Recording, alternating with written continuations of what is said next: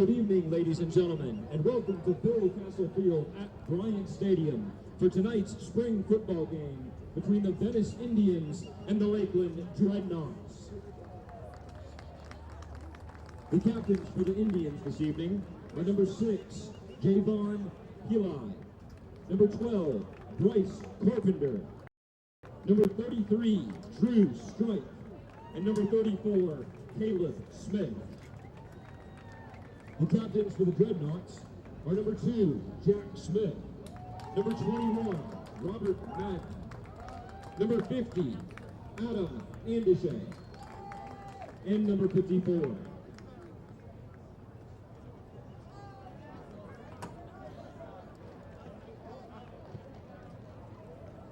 And number 54, Robert Hardy.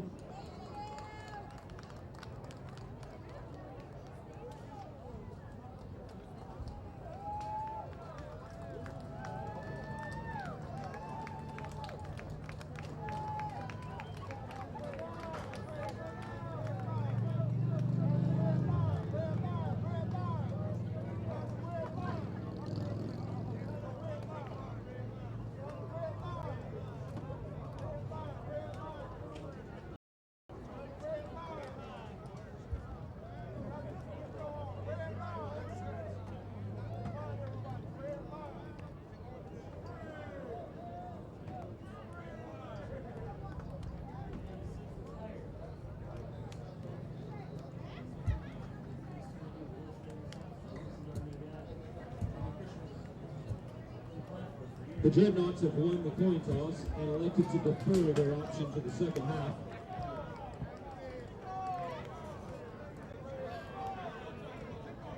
The Indians will receive the opening kickoff, and the Dreadnoughts will defend the north end zone.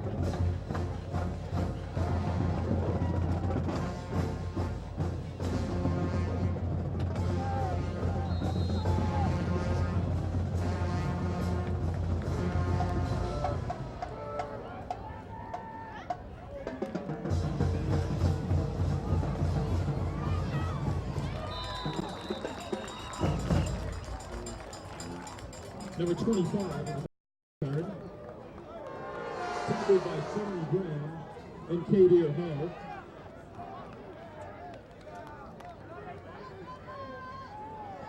The Indians out and 10 at their own 31-yard line.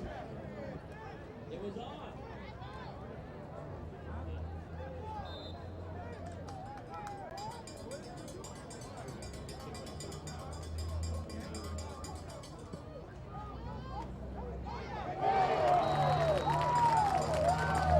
Bryce Carpenter on the keeper, tackled by Robert Madden. No gain in the play. That's up second down and 10.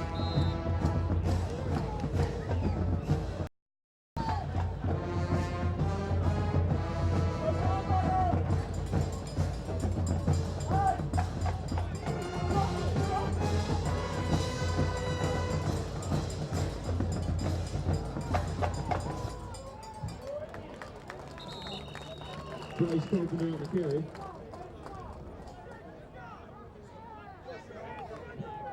Tackled by Trey Huntley. Play gains 2 yards. Brings up 3rd down and 8.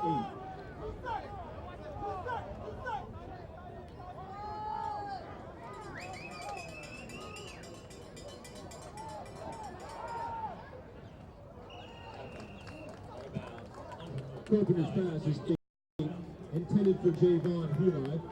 Brings up 4th down and 8.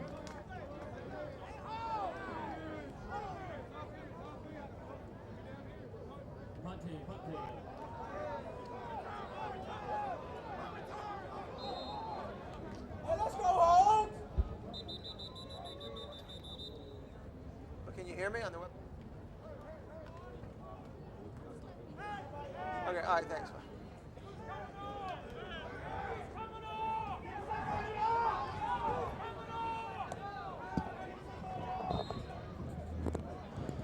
Glad you could join us tonight on the Lakeland football webcast.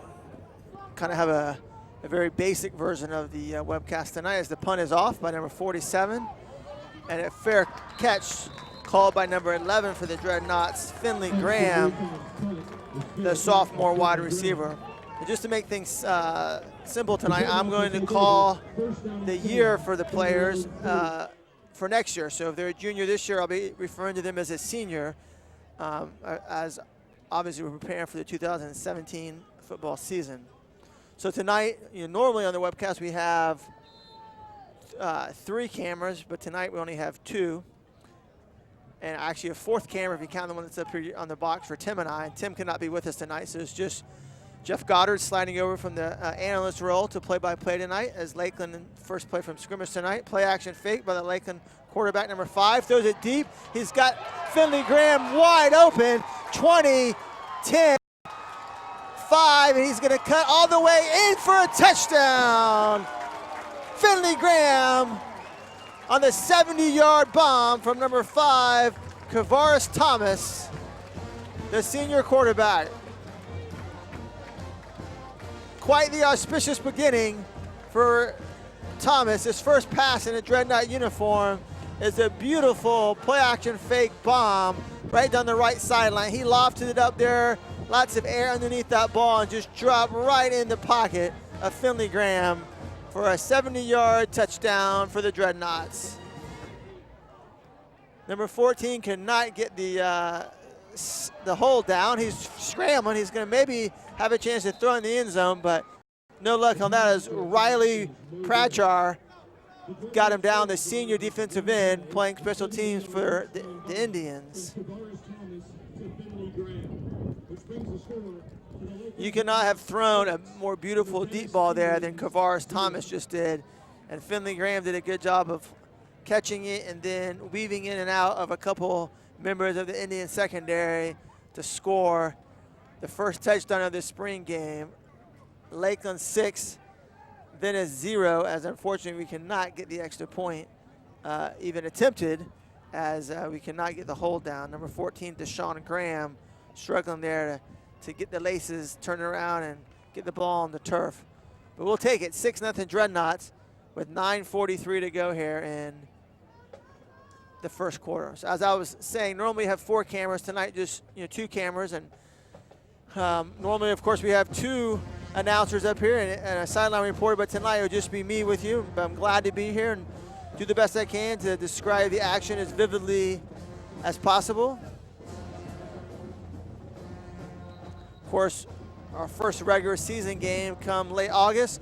We'll have the full show back on for you with all our normal cast of characters and all the cameras and all that good stuff. Want to thank Michael Barrett, of course, who's directing the webcast tonight and does a stellar job as always. We have John Davis on one camera up here and Nat on the other camera, and then we have Mary Leslie downstairs helping with the graphics. Kick is up and caught by Venice, and he returns. It has a hole up past the 30-yard line before he's brought down at the 31-yard line. I think he was tackle there by Cavier Hall of the Dreadnoughts. And it looked like maybe Elijah Gray was in on the tackle as well.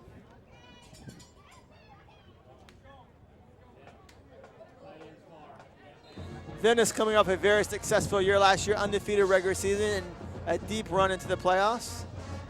Handoff for the Indians, and that goes absolutely nowhere. Number 2, Court Doss, the senior running back, stuffed for no gain, maybe a half a yard in that play. Second down, and the shotgun is Carpenter. Bryce takes the snap, but there's a flag on the play.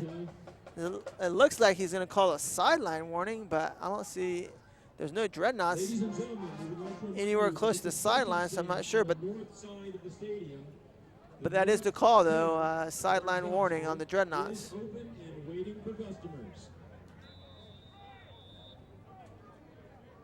Beautiful night in Lakeland, Florida tonight.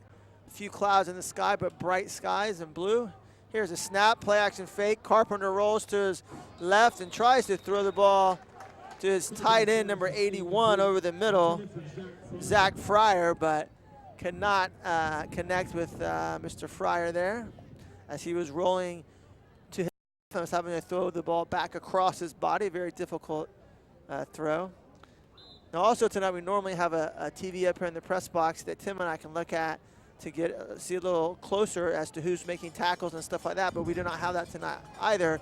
So I'm gonna have to try to use my Hawkeye vision to see if I can identify who's making tackles and getting carries and stuff like that. As the pass is complete to number 6 for the Indians, Javon Hiley, who gets out to around the 3-yard line, only a gain of 2 or 3. It's gonna bring up 4th and about 7 for the Indians. Play gains 2 yards. And number 47 will attempt another punt for the Indians, Austin Moulton. Several Lakeland defenders there combined to make that last tackle. Punt is up and low, kind of a sidewinder, if you will, and it's going to go out of bounds on the fly. And let's see where the ref's going to mark it. He's going to go all the way down, but he should start walking back up. Let's see, he's at the 30 now, walking, 32. Keep on going there, Mr. Ref. He's walking, getting his exercise in. And he's going to mark the ball at the 38-yard line. So Lakeland will have great field position at their own 38-yard line. 1st and 10. Lakeland's ran exactly one play from scrimmage tonight. And it was a 70-yard bomb from senior quarterback Kavaris Thomas to Finley Graham, the sophomore wide receiver. Kavaris Thomas is new to Lakeland. He transferred in this semester, and he certainly appears to have the starting quarterback position on lockdown, especially after that first pass of the night.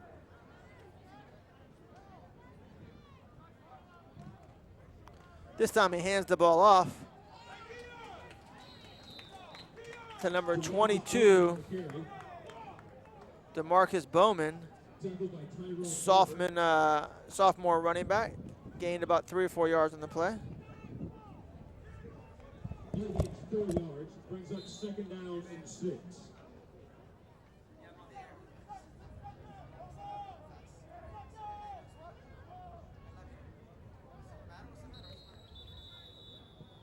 Flag on the play.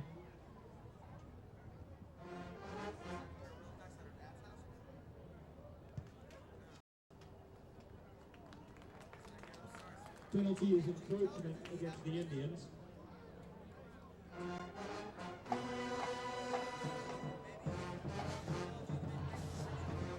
That will make it 2nd down and 1 for the Dreadnoughts.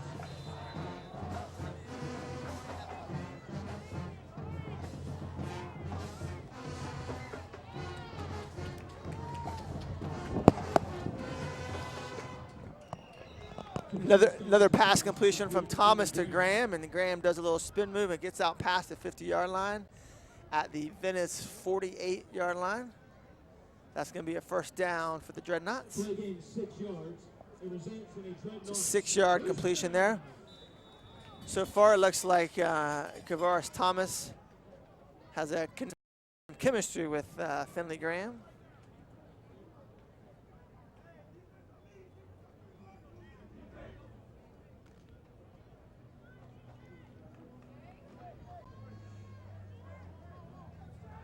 Finley Graham and Keon Zipper lined up to the right.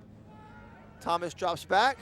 He's under pressure, and he is going to go down. He actually fumbled, and I think the Indians recovered it, and they certainly did. That's number 50 for Venice. Actually, we do not have number 50 on the roster, so not sure what his name is, but nice play there by number 50 for the Indians as he sacked, stripped, and recovered the fumble. Thomas. So Kavares has made a couple of nice throws tonight, but had a mistake there as he got stripped to the ball. And first turnover of the game as Venice takes over at the Lakeland 43-yard lines. They now have the ball in excellent field position. Now we have same quarterback, number 12, Bryce Carpenter. And the flag on the play is going to be a false start on Venice, so it'll be 1st and 15 now as the ball gets moved back to the 48-yard line.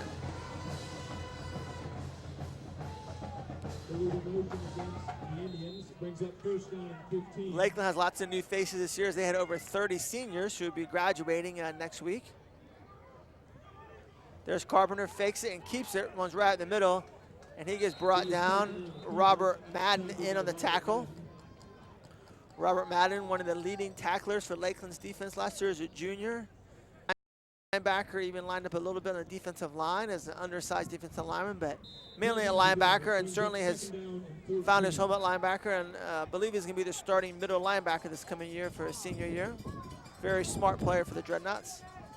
He's had 2 older brothers and a cousin play here in the last 6 years for the Dreadnoughts. Carpenter under pressure and brought down by number 51 for the Dreadnoughts. A sack by Alik St. Aim. He's got his 2nd tackle of the night and his 1st sack. Great job there by Alik, who will be a junior next year. 3rd down and about 16 or so here for Venice, but we got a timeout, and that's going to be a water break, the first water break of the game here in the first quarter. We have 5:54 to go here in the first quarter. 6-0 Lakeland as we have first quarter water break.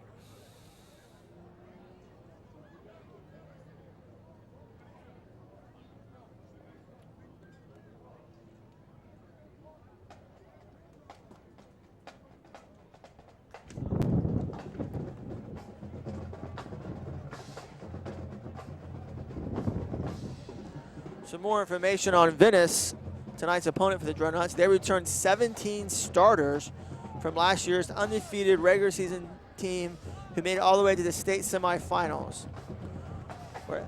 Whereas Lakeland has quite a bit of turnover. As I said earlier, we had 31 seniors from last year. And but we do have a lot of new faces, some transfers in this semester. So Lakeland up here is expecting another talented roster for next season. It should have a good season come the fall. But so far, despite Venice having more returners, Lakeland is off to a good start, up 6-0. And Lakeland's defense held after that sack and fumble by Kavares Thomas. So kudos to the Dreadnought defense for standing strong and keeping Venice from putting a drive together. And now Austin Moulton is back in the punt for I believe the 3rd time tonight for the Venice Indians. Here's the snap and the punt. He's going to angle it to the right. A nice kind of directional punt. Caught by Lakeland. Can't tell if that's Finley Graham again. I think that is, let's see who that is. Graham, number 14, on the short return. The sophomore wide receiver. Gets maybe a yard or 2 in that return. Lakeland takes over 1st and 10 at their own 17-yard line.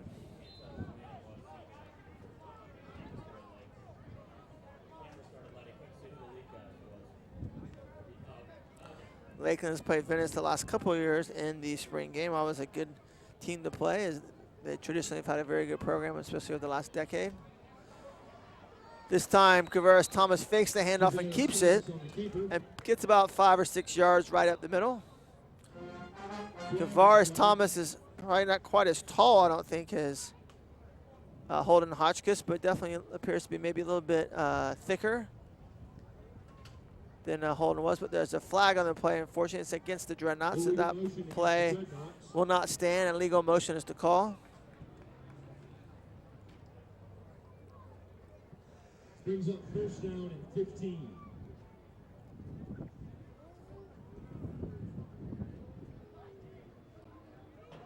Of course, Lakeland has some big shoes to fill. James Robinson, the standout wide receiver, who I see down the sideline, he's going to play for the Florida Gators this next year. And running back A.J. Davis going to Pitt. Those are two of the biggest shoes to fill. And, of course, Holden Hotchkiss, quarterback position as well. Several members of the secondary have graduated as well in defense. Oh, another fumble by Lakeland as Venice just laid the lumber there, but there's a flag on the play as well. And the ball was recovered by Venice, so if the flag's against Lakeland, they're going to have the ball around the 10-yard line. See who the flag is on. It's looking like it's going to be against Venice, so maybe Lakeland will be spared their second turnover of the first quarter here. As Thomas had pitched it to the running back, and I couldn't tell who that was, but he got nailed by the Venice defender. It looked like maybe the Venice defender got his helmet on the ball, and the ball popped loose, and they recovered it. But the refs are talking right now, and there definitely is a flag on the play, but no clear indication yet as to who the call was on.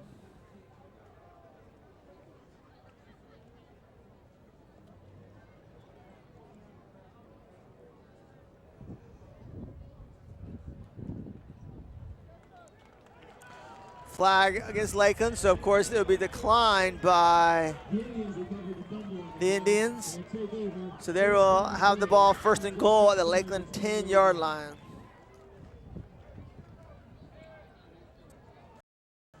I couldn't quite tell when the ref made the signal if he was signaling a hold on the player on Lakeland or a personal foul, but nonetheless declined by, I think it was a hold, declined by Venice, and so now they have the ball and they're in business first and goal at the Lakeland 10-yard line.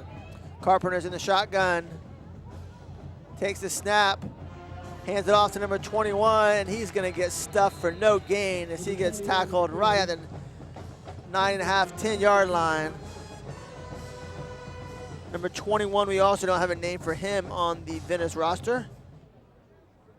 Head coach of Venice, John Peacock. Of course, Bill Castle back for another year at Lakeland. I believe this is his, 41st year coming up, I believe, for Lakeland. Carpenter in the shotgun. Here comes the man in motion. He fakes it. He actually pitches it to the man in motion, and he's going to lose yardage as he's tackled around the 12-yard line. Number 2, Jaquarius Smith and Lorenzo Brown combined to make the tackle for Lakeland. That was number 6, Javon Highlight.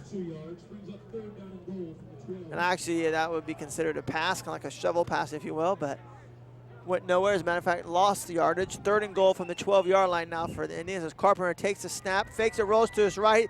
He's going to throw it to his tight end, number 81. He gets about maybe 6 yards down to the 6, but now it's going to be 4th and goal. Zach Fryer with the pass. Nice looking play there by Venice, but good job by Lakeland. Anthony Yard made the tackle for Lakeland to 4th and goal. So let's see if Venice is going to go for it. No, they decided to kick a field goal. Number 15, Zach Sessa, their kicker, is in. He's going to attempt what's going to be a 23-yard field goal. Number 17 with the hold, Noah Carr. Here's a snap, the hold, the kick is up, and it is good. So Venice is on the board as they convert that second Dreadnought turnover into 3 points. So your new score with 3:32 to go here in the first quarter, Lakeland 6, Venice 3. The score is now the Lakeland Dreadnoughts 6 and the Venice Indians 3.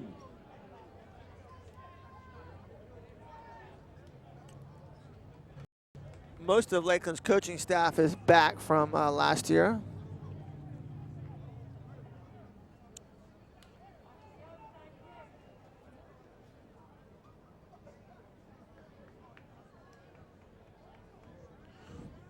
There was 1 or 2 changes, which we'll talk about here in the next little bit.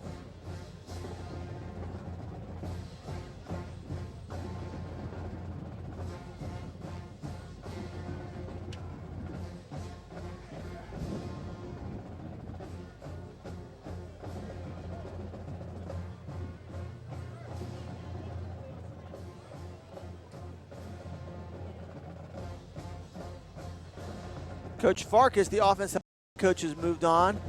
He got a full-time teaching job at either Fort Meade or Frostproof, I believe, and so he's going to be coaching there.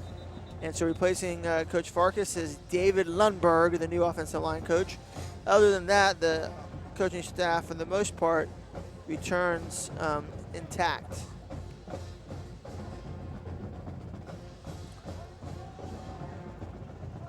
Back deep for Lakeland, number 11, Finley Graham, and I can't tell the other 2 guys who are back. But here's the kick by Sessa, deep and towards the out of the end zone, the left side of the field, the west side of Bryant Stadium here. So that'll be a touchback. Lakeland takes over at their own 20-yard line after the touchback.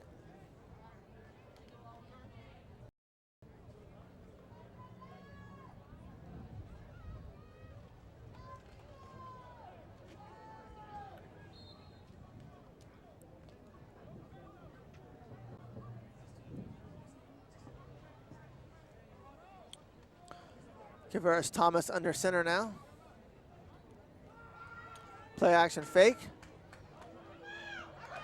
And he completes the pass to Finley Graham, his favorite receiver, 3rd completion of the night. That's a 15-yard catch to the 35-yard line, as Thomas showed some touch on that pass as he dropped it in between 2 Indian defenders, right into the waiting hands of Finley Graham. We'll see if Kavaris Thomas can connect with some other receivers as the night goes along. And so far, he's hit Finley for 3 completions. This time he hands the ball off, and that goes nowhere. As a matter of fact, we're going to lose a couple yards. Jimmy Kemp on the carry. That's Jimmy Kemp, number 6, senior running back. Of course, losing A.J. Davis, and also A.J.'s understudy last year. I can't remember his name on the top of my head. And he was a senior last year as well, or this school year. We kind of have all new running backs too as well. We've already seen DeMarcus Bowman with a carry, and now we see Jimmy Kemp. So we'll have to see who emerges as the go-to running back. Loss of 3 on that play, 2nd and 13 from the Dreadnought 32-yard line. Now back in the shotgun. Thomas takes a snap, fakes it, and overthrows his intended target, almost intercepted. That one was intended for Deshaun Graham, the junior wide receiver. And he had Graham open, but just overthrew him a little bit.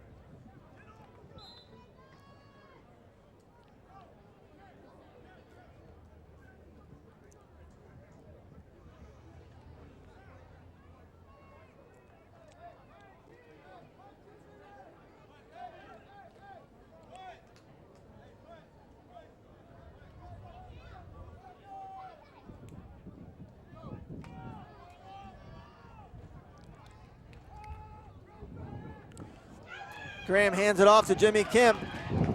Makes the guy miss, breaks the tackle, but then gets tripped up by number 17, Noah Carr, and he gets out to about the 41-yard line. Gains about 8 yards on the draw play there, but not going to be enough for a first down. So for the first time tonight, see Lakeland's punter, as Lakeland had a 70-yard touchdown pass on the first play from scrimmage, and then they had consecutive possessions with turnovers. So for the first time tonight, we'll see number 37, Jace Hohentanner, which is a great name for a punter, in the punt. He'll be a junior this coming year. Takes a snap, gets the punt off. Kind of low line drive, but decent length, and it is fair caught by number 6, Javon Heli, at around the 28-yard line. The Indians will take over, first down and 10. It's about a 33-yard punt for Jace Hohentanner. I don't know if I'm saying that right, but it's a great name for a kicker there. It's Mackenzie McDonald, who's a senior this past year. He's graduating and going to the Air Force Academy, I believe, if I'm correct. So got a new punter and kicker this year. Carpenter fakes the handoff from the shotgun snap and fooled nobody. Gives maybe 1 yard.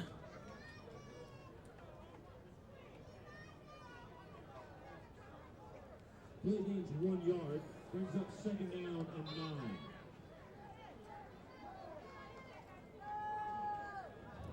As Lakeland's defense looks very stout so far tonight.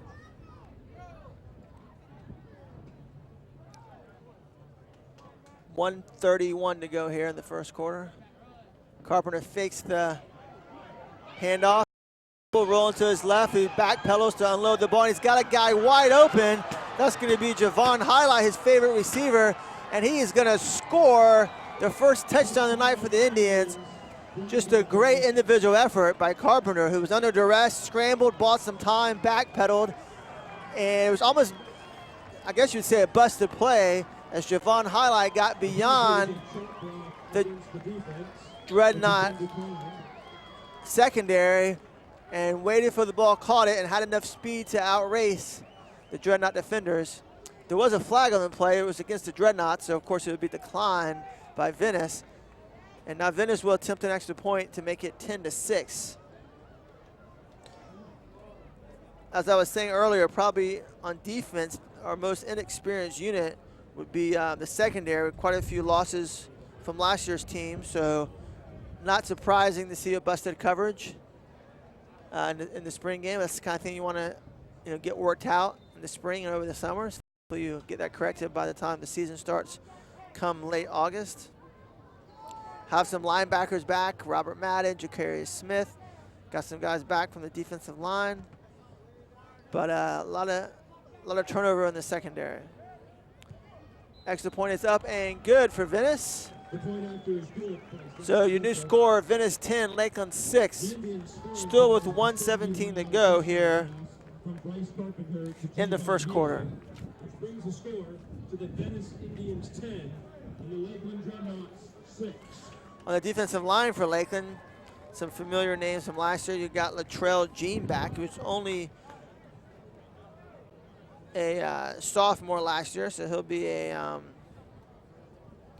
senior this coming year. Excuse me, junior. He'll be a junior this coming year. Latrell Jean had some good plays for Lakeland last year. Trey Huntley, also just a sophomore, be a junior. Two of the names that you'll recognize from last year on the defensive line.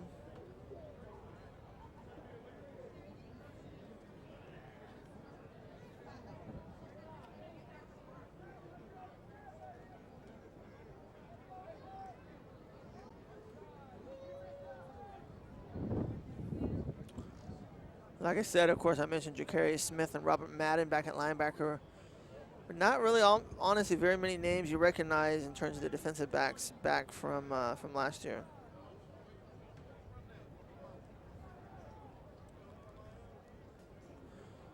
So actually, they're going to get to enforce that penalty against Lakeland as a defensive chop block on the kickoff here.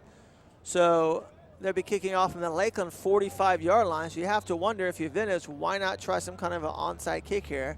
Because if you kick it deep, it's definitely going to go in the end zone, and they'll have the ball at the 20. So we'll have to see if they do some kind of a squib kick, side kick. And number 15 for Venice is preparing to kick. Having some wind problems with the ball falling off the tee. Zach Sessa appears to be a junior, appears to be a good kicker. Let's see if he can execute an onside kicker if they attempt to do that. No, they're going to go ahead and kick it deep, play it straight to the vest, as that's going to, of course, actually go out of the end zone to be a touchback. And Lakeland will have the ball once again, their own 20. I'm not exactly sure why you don't try an onside kick or a squib kick. You know, it's a spring game. At some point in the next year, you're going to probably have to maybe execute an onside kick to try to, win a game late in the contest when you're down. So to me, that would have been a perfect time to try that, but they decided to go ahead and kick it deep. And Lakeland will have at their own 20-yard line, see if they can get something going again. They really have not had a prolonged drive tonight at all. A couple turnovers, had to punt.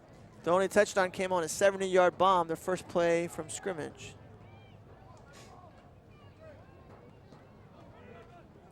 Handoff to number 22, Bowman, who breaks a tackle and spins. He's out past the 40, 45, down to the 47-yard line. DeMarcus Bowman, by far the best run of the night for the Dreadnought running backs. Play gains 27 yards and results in a Dreadnoughts. That's a 27-yard gain. Now, Ryan Hunt, the PA announcer here, is saying that carry was by Kedar Hall, a running back, but according to my roster, 22 is DeMarcus Bowman now. He's got a little bit better view. I'm higher up than him, but I think that was number 22. As this time Bowman gets the carry again, and this time he gets 1 yard out to around the 48-yard line, so it'd be 2nd and 9 for the Dreadnoughts. Now here comes Hall back in the game, so you got Hall's 20 and Bowman is 22. They're both running backs. Hall would be a sophomore and Bowman also be a sophomore. So excuse me, have some young blood in at the running back position.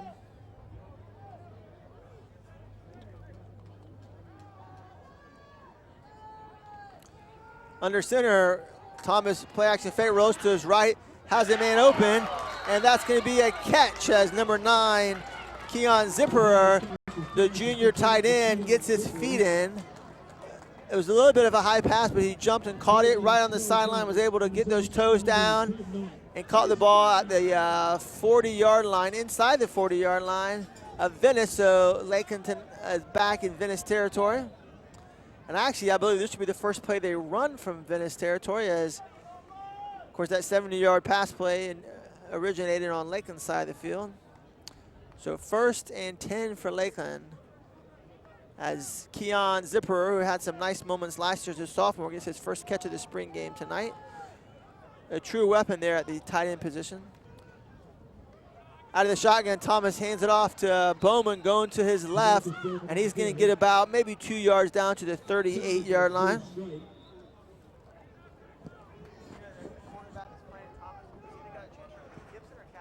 And that is the end of the first quarter. The score of the Venice 10 and the Lakeland Dreadnoughts 6. That's your last play of the first quarter, and your score, Venice 10, Lakeland 6, as we'll take the first quarter break here. Yeah, I was just confirming from John Davis, one of our cameramen up here, that quarterback Kavaris Thomas is a transfer from Lake Gibson. I knew he was a transfer, but wasn't sure which school. He played on Lake Gibson last year, and of course Lake Gibson had a very successful year last year, so Lakeland is lucky to have him. I believe we even have another transfer that may have came from Kathleen, I'm not sure, but we had a couple different transfers come in this year, and I believe one of our new offensive linemen is also a transfer. I want to say maybe from Fort Meade, I'm not sure about that. But definitely got some new players in this year for sure.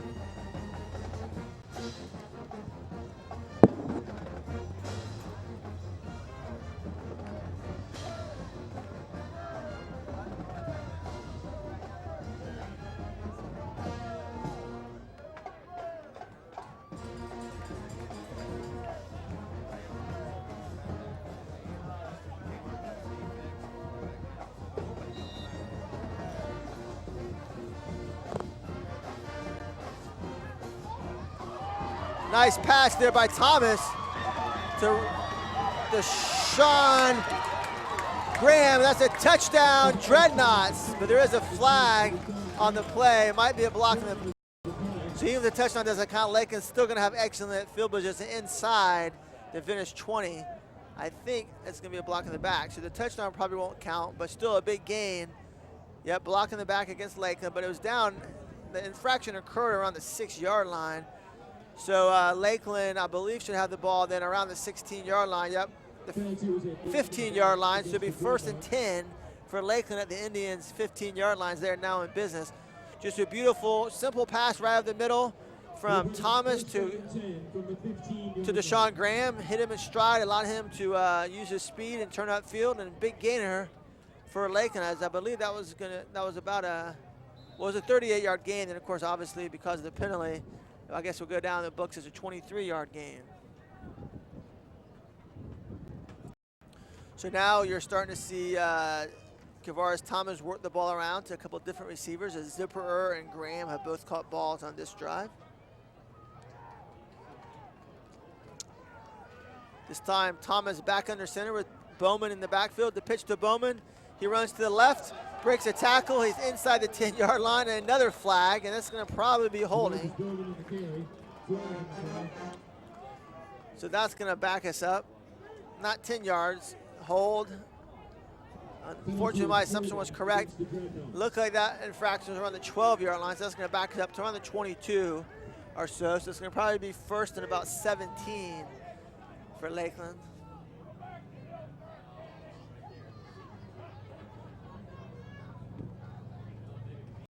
Yep. The ball's spotted at the 22-yard line, so first and 17 for Lakeland. They have to get to the 5-yard line for a first down. So Lakeland is definitely hurting themselves with mistakes tonight. 2 turnovers, which led to all 10 of Venice's points, and now back-to-back penalties here on the Dreadnought offense. Play action fake, and a fake to the receiver as well. And Thomas passes the ball to Zipperer, and it just can't quite connect as the ball is just slightly beyond Zipperer's outstretched arms. That was a nice play there as he took the ball in the shotgun, play action fake to the running back, then also faked it to the receiver on the end round, rolled out to his right a few steps, and threw into coverage, but dropped the ball right in there, but just, as I said, beyond the outstretched arms of Zipperer. But Thomas is definitely showing us some touch tonight on some of these passes. On the deep ball, he had a lot of air underneath the ball, nice touch, and then he's also been able to drop the ball in here on a couple of plays over defenders and to Dreadnought players, although we can not convert that one. Thomas takes the snap, rolls to his right, and he's got him in wide open. That's going to be Finley Graham, his favorite receiver, number 11, down inside the 5-yard line. That's going to be first and goal at around the 2-yard line. So another big play for Finley Graham, who clearly is emerging as the big play threat for Lakeland's offense for the 2017 season. And he'll only be a sophomore, so we'll have him for 3 more years. So that's exciting for Dreadnought fans. Glad you could join us tonight on the Lakeland football webcast.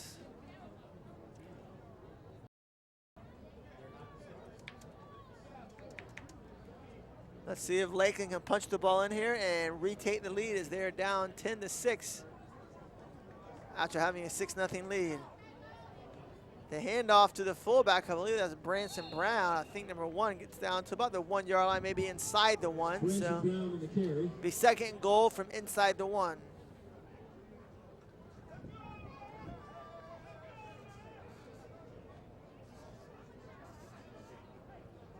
Gains about a yard, brings up second down in inches.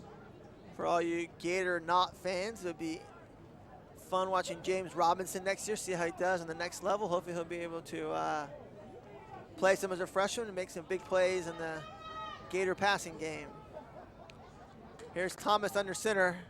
He's going to keep it. Quarterback sneak, and that's a touchdown for the Dreadnoughts. So Kavaris Thomas has thrown for a touchdown, and now he's ran for a touchdown, the quarterback keeper. Lakeland has regained the lead 12-10. And we will attempt once again to kick the extra point after not being able to get the hold down on the first time. Number 52, Quentin McConnell, is the kicker, while 37, Jace Hohentanner, is the punter. Quentin will be a sophomore next year.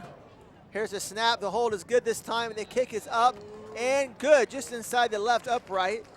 So point after is good. And now that is going to make your score Dreadnoughts 13, Indians 10.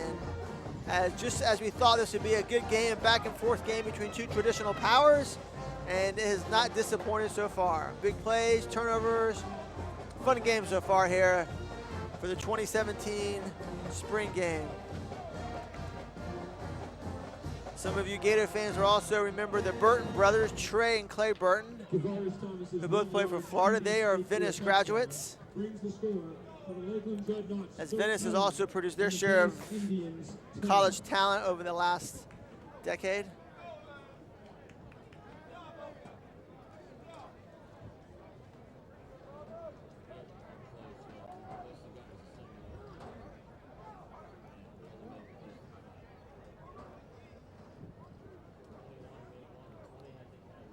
So Jace Hohentanner, who's the punter, will also handle kickoffs.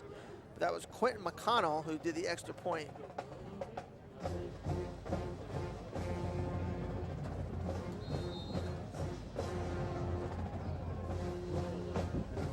Here comes Jace.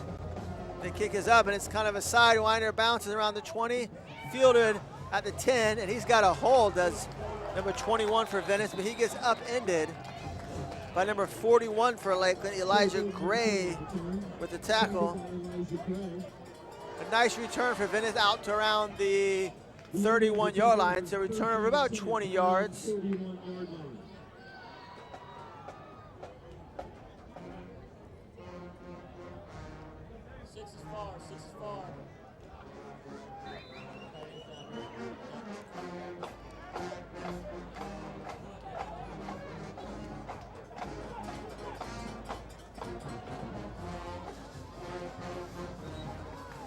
Lakeland's defense standing tall once again, as Venice has not been able to sustain a drive. Their 10 points have come off for turnovers. That's Carpenter on the quarterback keeper once again. And he got maybe a couple yards. We'll just call it 2nd 8. Carpenter in shotgun. Rostas left, completes the pass out to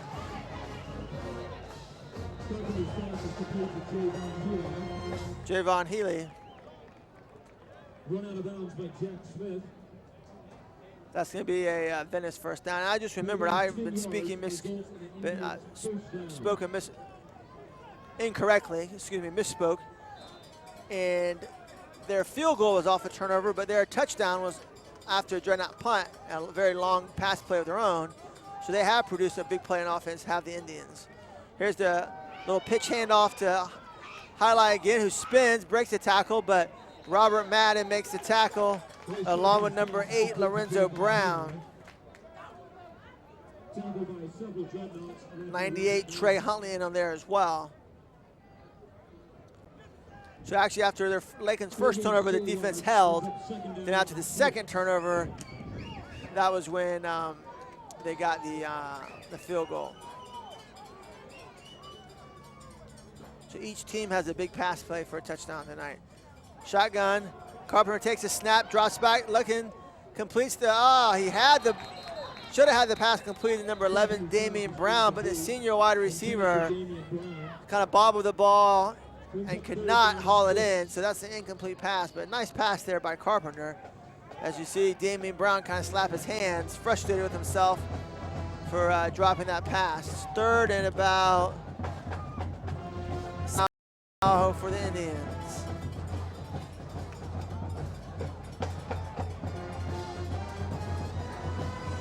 Carpenter rolls to his left, this time completes the ball to Damian Brown, who almost dropped again, but he hauled it in, but was not able to get any yards after the catch, as he's tackled by Smith as soon as he catches the ball at the 49-yard line on Lakeland. But it's 4th, and Venice is going to go for it, though. 4th and 3.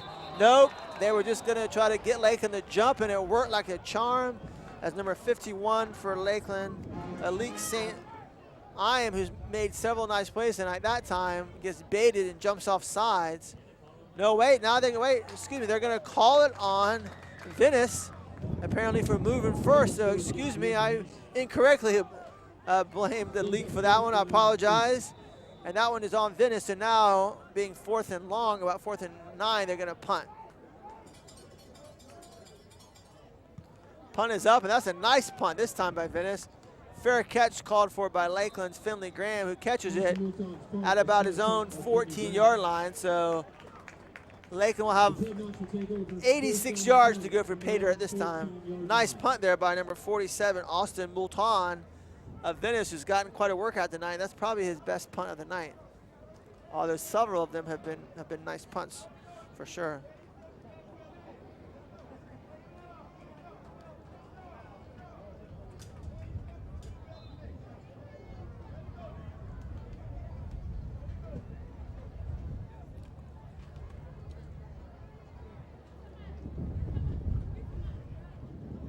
Actually not too hot tonight. It was very hot during the day today, but the breeze is blowing, so actually it makes it not too bad here on a nice May evening in Lakeland, Florida.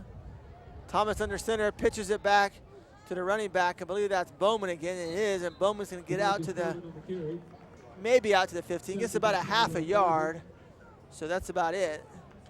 As Venice's run defense has been pretty stout tonight. Really, we've only had one good run. That was by Bowman on that last touchdown drive. Lakeland has a lot more passing yards today than they do rushing yards.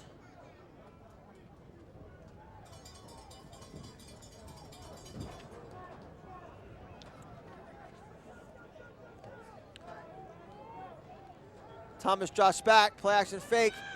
He's got some pressure and throws it, and that time he throws it into a congested bunch of players with 2 Lakeland players there and about 2 or 3 Indians defenders, and fortunately that fell incomplete as Zipperer, the tight end, and number 16, Jadarian West, both there. Pretty sure that's not the way Coach Castle drew it up, so I believe that was some kind of a miscommunication between the 2 receivers there. The congested traffic there made it not easy to catch that pass, so Lakeland's got 3rd and long now, 3rd and 9. Thomas is under center. Now he steps back and he's going to call a timeout. So it'll be Lakeland's first timeout of the night. With 7:40 to go in the second quarter. Lakeland's up 13-10, but facing a 3rd and 9 from deep in their own territory.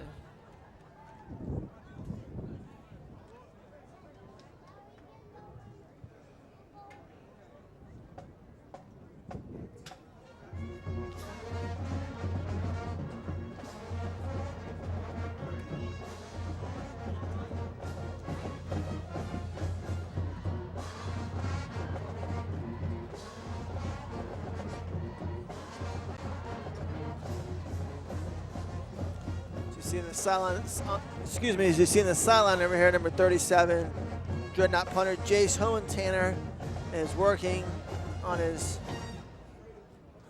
routine as he gets ready to possibly punt, unless Lakeland can get at least 9.5 yards. Thomas takes a shotgun snap. He's going to throw over the middle to number 16, Jadarian West. He has it, breaks a tackle. He's past midfield, and he's going to get tackled at the Venice 45-yard line, although he fumbled, but they're going to say the ground caused a fumble. So Lakeland will have the ball in business at the Venice 45-yard line. So Jace will not have to punt, at least for now. Beautiful pass by Thomas as he threaded the needle over the middle on the crossing route to Jadarian West, his first completion of the night, the junior wide receiver, and then showed some speed out across the middle of the field, then kind of got hemmed in by 2 Indian defenders. 40-yard completion there for Kavarius Thomas, who probably got about 100 yards or so here in the first half. Maybe 170. Under center this time. Play action fake, rolls out to his left, has a man open, that's number 20, running back Cordell Hall, and that's going to be enough for another Dreadnought first down. It's going to be about a 19-yard gain as Thomas took a beating there on that play, but he's up and looks like no worse for the wear.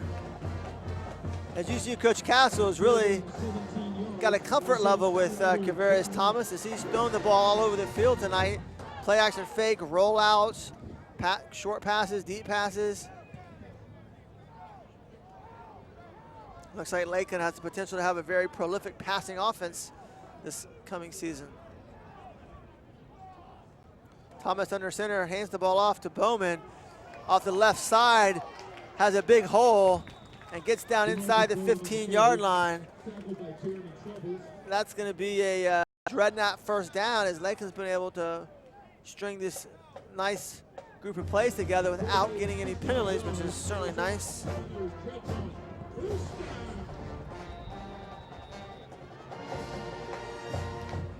After 3rd and 9 from their own 14, Lakeland's put together 3 first downs in a row on successive plays, and now inside the Venice red zone. Thomas under center, hands it off once again to Bowman going to the left, and Bowman doing a great job of following his block, and it's going to be a touchdown for the Dreadnoughts.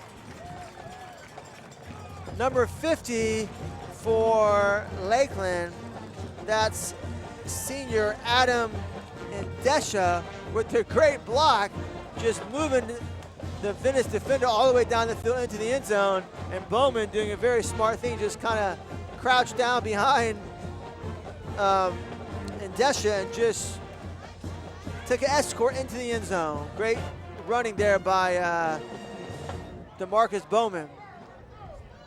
And this time, that's number 37, the punter, in for the extra point, Jace Honentainer, and he converts that as well. So back-to-back extra points made by 2 different Dreadnought kickers, as it looks like we might have a kicking competition going on in Dreadnought camp. And that makes the score Lakeland 20, Venice 10.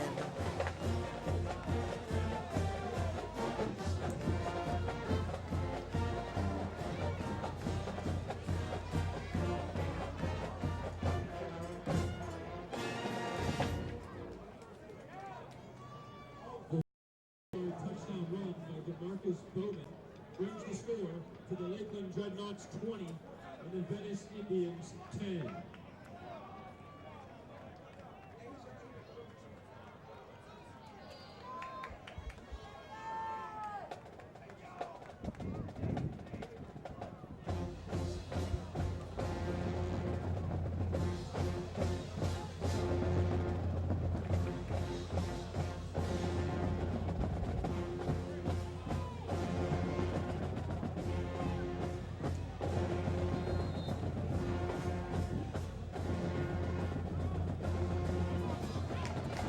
Kick is up by Jason Towner, and it's caught around the 15-yard line by number 21 of Venice, and he gets out to around the 25 before he's brought down very abruptly by several Dreadnought defenders. There's like number 41, Elijah Gray on it, and number 34, Dion Sheffield.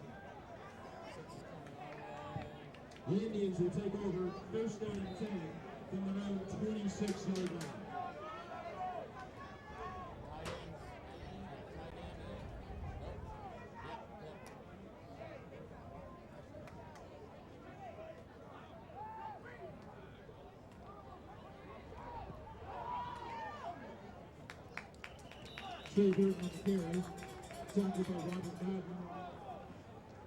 It's number 21 for Venice on the carry in the middle. Another tackle by Robert Madden, who looks like he's picking it right where he left off from last year, as he has several tackles tonight.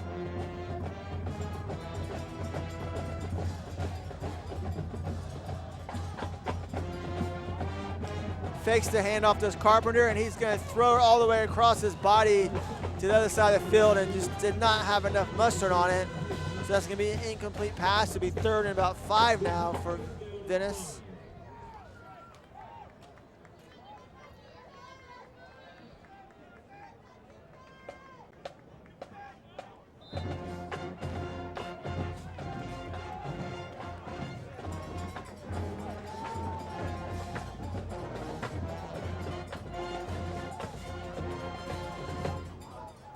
Carpenter in shotgun takes the snap, drops back, look, nobody's open. He fumbles the ball, and I think he recovered it, as he was just kind of doing a little fake, and when he did it, the ball slipped out of his hand, but he was able to recover it. I think that's Branson Brown that's going to get credit for that sack, I believe, although I'm not for sure. So now we have the second quarter hydration respite. And after this water break, it'll be 4th and 8 for Venice as they lost a few yards on that play there. So Lakeland will get the ball back and should have good field position as Venice will be punting from inside their 30-yard line.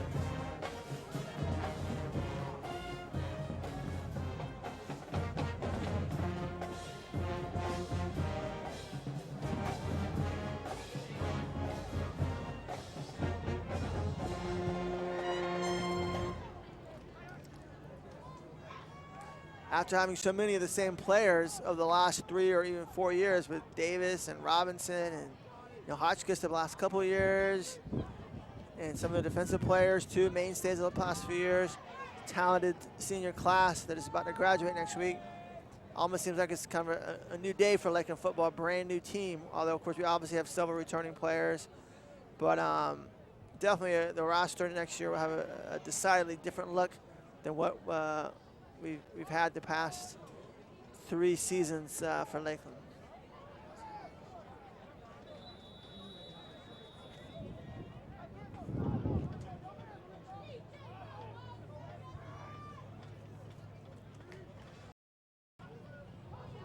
Nice punt by Venice again. Great hang time, and it's muffed by Finley Graham. Actually, I don't know if muffed's the right word. It just was kind of high and it went off his hands.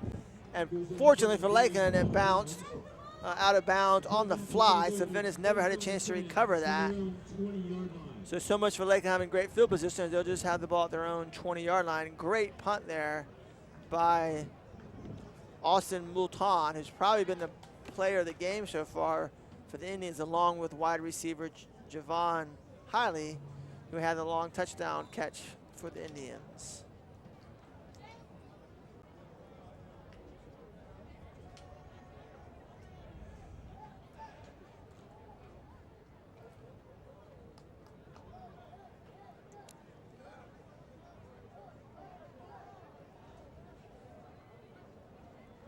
Thomas under center, drops back, kind of a draw play there, number 25, Makhi Marborough. And he's going to get brought down for no gain, maybe even a loss of a yard. As some of you remember Makhi Marborough from last year, he was kind of maybe 3rd or 4th string running back and got some plays in 4th quarter action of blowouts. So his first carry of the spring game tonight.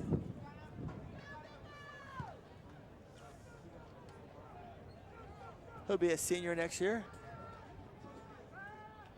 Thomas drops back, has his man Finley Graham open, who spins out of a tackle and falls ahead to about the 21-yard line. So a gain of only about 2 yards, as it would be 3rd and 9. Of course, last drive we also had 3rd and 9 deep in our own territory, and that worked out pretty good for the Dreadnoughts, as had a 40-yard completion on 3rd and 9 to Jadarian West, who I believe is Jakari West's younger brother, I believe. Jakari is a senior, about to graduate here from Lakeland High School.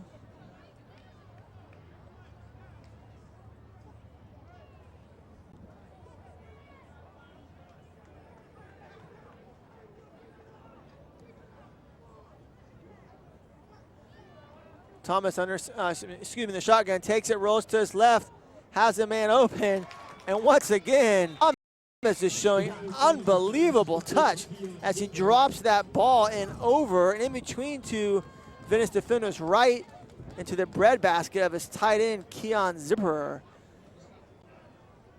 I mean, I'm assuming you guys can see and how much touch he has even on the webcast.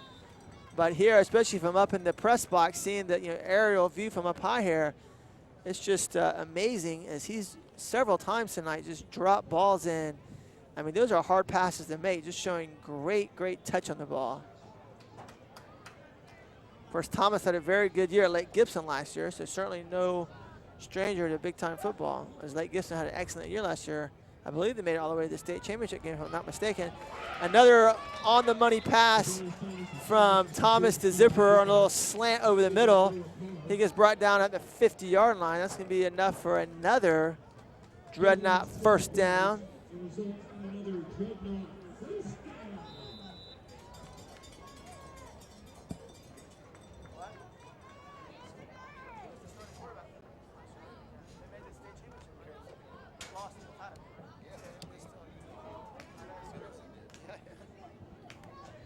John Davis just reminded me that they did, in fact, Lake Gibson last year lose in the state championship game to a familiar foe, Carroll City.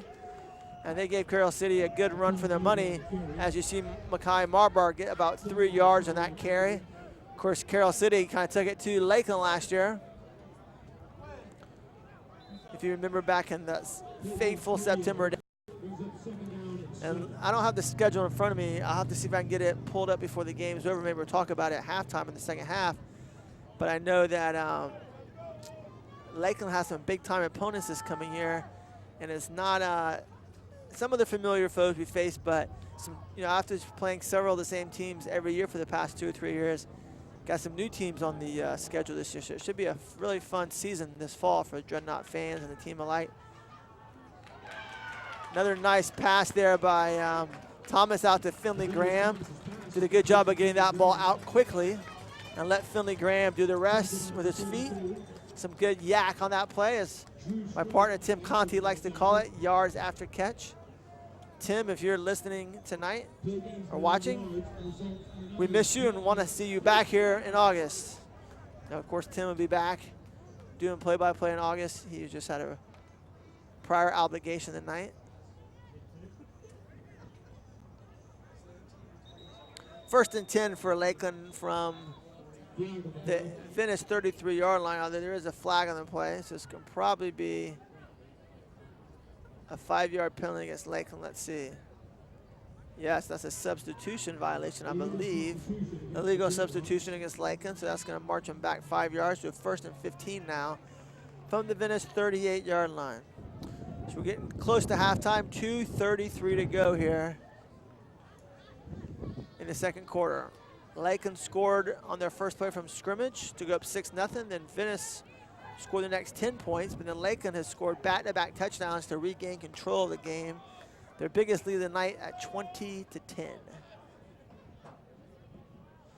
As Lakeland missed their first extra point, that's why they have 20 instead of 21.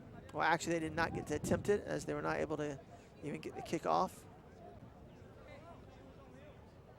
There's some confusion here with who's supposed to be on the field for Lakeland, who's not.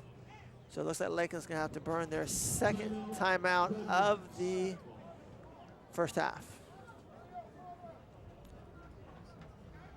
Let's see if I can get Lakeland's schedule pulled up for next year.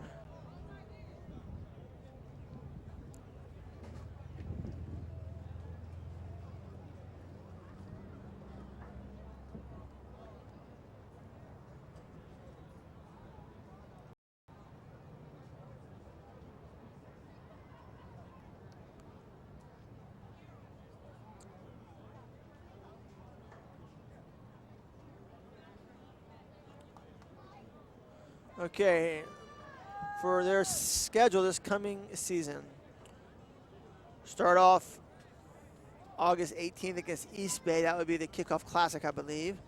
Then we have an away game on August 25th, the first regular season game at Manatee, an old rival of Lakeland from back in the 80s and 90s. They don't play them that much anymore. Be the first regular season matchup against them in quite some time. That's always been a great matchup over the years for Coach Castle and Manatee. Thomas with the play action fake and throws it into coverage. Deshaun Graham, his intended receiver, kind of forced that one. It was broken up and almost intercepted. Then almost caught by another receiver, but fortunately for Lakeland, just fell harmlessly to the ground. So now it'll be 2nd and 15 for Lakeland. Play Cooper City at home the next week. And then, in what's one of the most intriguing games, Lakeland will host on September the 8th, Apopka.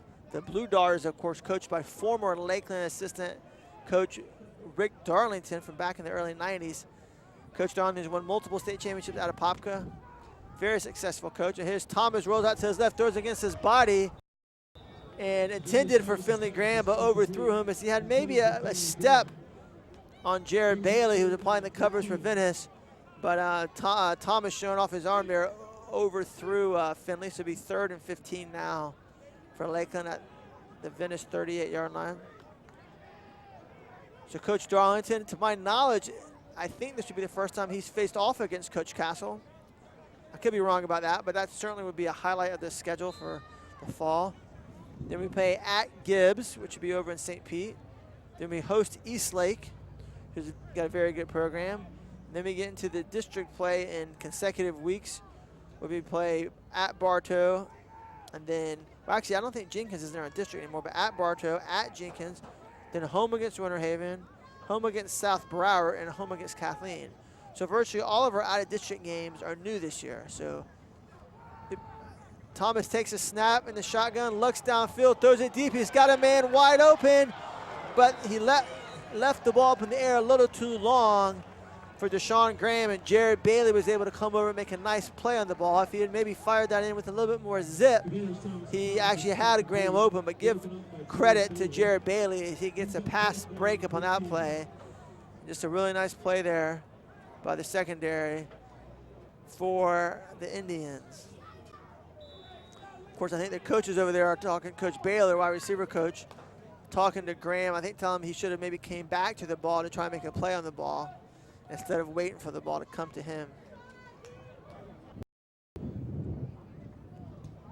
The punt almost got blocked for Lakeland as Jace Honentowner kind of bobbled the snap, but got it off, and fair caught by Javon Heli. And the Indians will have the ball at their own 14-yard line, 1st and 10 with 2:09 to go here in the second quarter.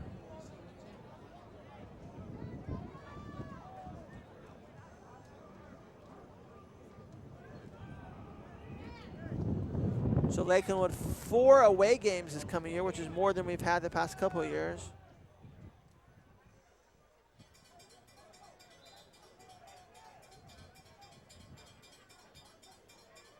And 6 home games in the regular season. And the Kickoff Classic is also a home game. So counting that, Lakeland will have 7 home games next year and 4 away games. So not only will Lakeland have a lot of fresh faces on the team this year and quite a bit of new players, we'll also have a lot of new opponents. So 2017 is shaping up to be a very fun and exciting season for Dreadnought football. Javon Heli with the catch, short gain, nice pass from Carpenter, out to around the 23-yard line. Actually, that's a real nice play there. So it's going to be 3rd now and only in about 1 as a 6-yard completion to match his jersey there for Heli. As he is almost every play, Carpenter in the shotgun.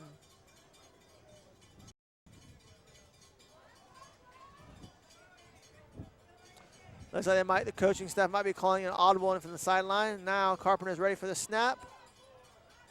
He's going to roll to his left, and he's going to throw the ball to Heli, and he has the catch, and he's going to be able to pick up the first down as the Dreadnought cornerback gambled on that, went for the interception, was not able to get a piece of it, and that allowed Heli to catch the ball and turn upfield and get about a 20-yard gain. So a big play there for Lakeland as Javon Heli is having a whale of a game here in the first half for Venice. Now we're down to 1:33 to go in the first half.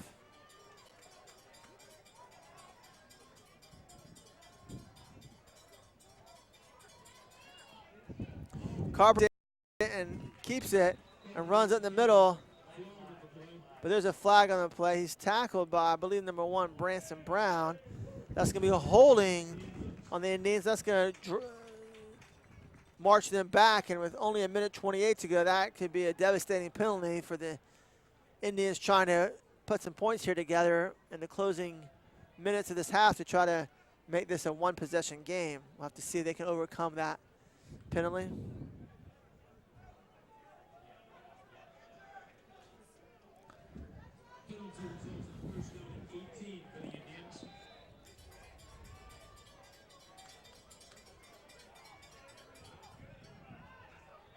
that pass there by Carpenter kind of sailed and falls incomplete.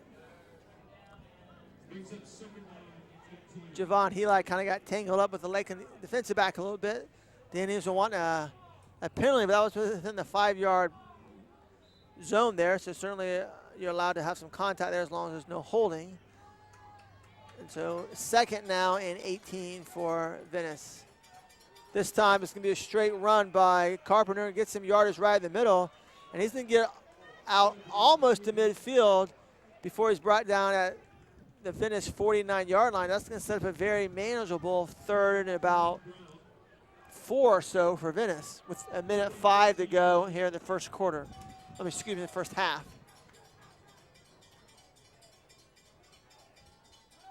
Carpenter takes a snap, drops back, no one's open, he rolls to his right, and he had a man open, the tight end Fryer, but he's going to go ahead and run on his own and try to get the first down. He's going to get it as he gets down to the 46-yard line. Had to get 7 for the first down. He had his tight end Fryer open. I thought he was going to throw it to him, but he decided to keep it himself, and he got the first down and out of bounds as well, which is big for the Indians as there's only 48 seconds to go, down 10 here in the waning moments of the first half. Venice appears to have a pretty good kicker this year, so they could get down maybe to inside the 20. I would imagine you might see a field goal attempt here for the Indians.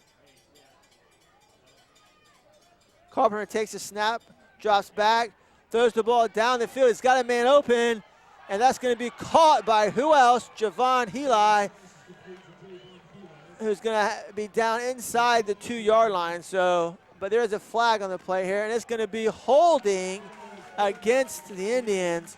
So that beautiful pass play is not going to count. It's a big break for Lakeland and a huge blow for the Indians.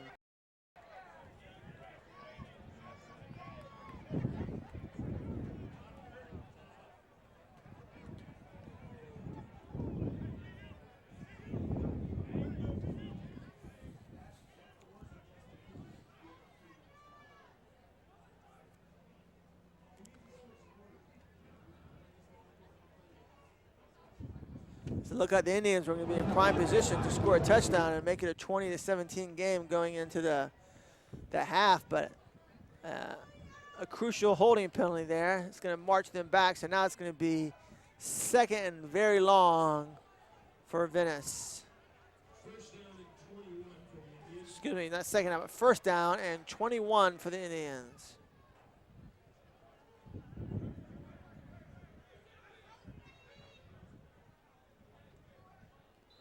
Carpenter in the shotgun. Number 21 line up to the left. The handoff goes to number 21, and he is just dropped like a bad habit by Robert Madden, who's having a whale of a first half here for the Dreadnoughts. As he looks very comfortable there in his middle linebacker position.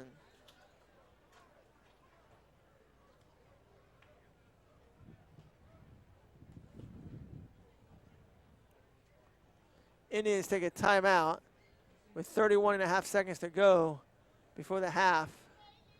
Second and 21 now.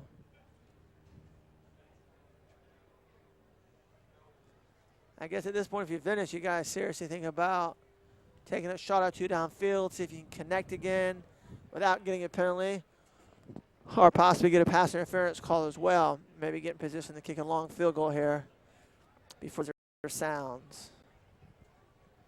So you'll see one thing that's different about the spring games is the referees wear shorts instead of long pants. Of course, they always have on pants during the season, although maybe in August they still wear shorts when it's really hot, but as the season progresses, they wear the slacks.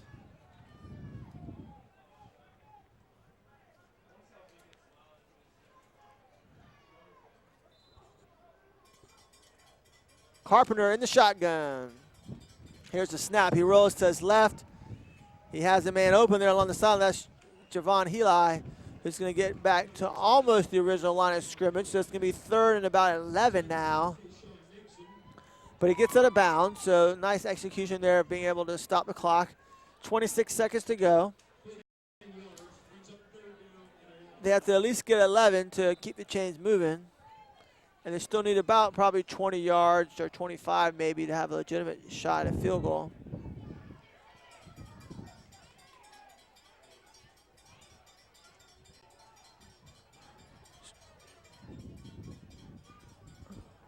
Carpenter rolls to his right, looks back to his left. He's in trouble. He's under heavy duress. There's Robert Madden, Branson Brown pursuing him. And he's just going to throw the ball, and it's going to be almost picked off. Nice play there by Lorenzo Brown, the senior defensive back, breaking the play up. You had Trey Huntley, Robert Madden, and Branson Brown all in hot pursuit of Bryce Carpenter. He did a good job just getting rid of the ball to not take the sack. And now at this point, with only 15 seconds left, 4th and 11, do you, as Venice calls for a timeout, do you kind of drop back and scramble and kind of throw a Hail Mary, or do you just go ahead and punt? But of course, if you don't run out all 15 seconds and it's an incomplete pass, then Lakeland would have a chance, especially with the arm that Kavarius Thomas appears to have, to do a Hail Mary of their own. So it'll be interesting to see Coach Peacock of the Indians over here, if he feels like gambling or if he plays it straight and just punts the ball, in which case I'm sure Lakeland would take a knee. Going back to the schedule next fall, Manatee,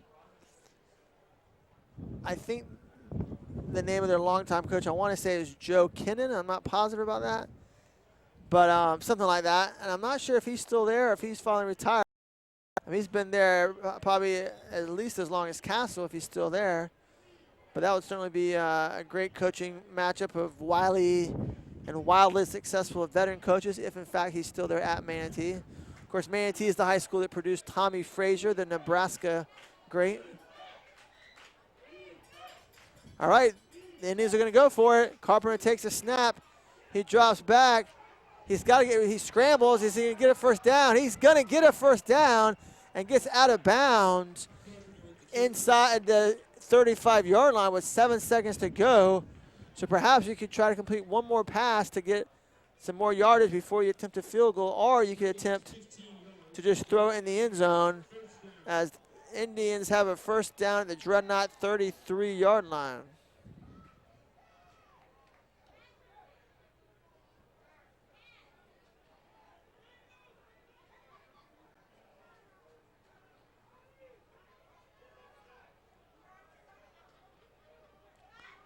Carpenter takes a snap. He hands it off on a little draw play, and they're going to call a quick timeout as that play got about 4 yards or so for number 21. Just got inside the 30-yard line, so about just close to 29. We'll call it a 4-yard gain. So they are going to attempt a field goal, number 47. For the Indians, that's Austin Moulton, who's the normal punter. He actually might be in just a hold. Yeah, 15's in there. Zach Sessa, the normal kicker. I wasn't sure if maybe the punter kicked the longer field goals, but looks like Sessa would be kicking this field goal. And Mouton's in just a hold. So this is going to be a 47-yard field goal. I mean, this is a big-time field goal attempt right here.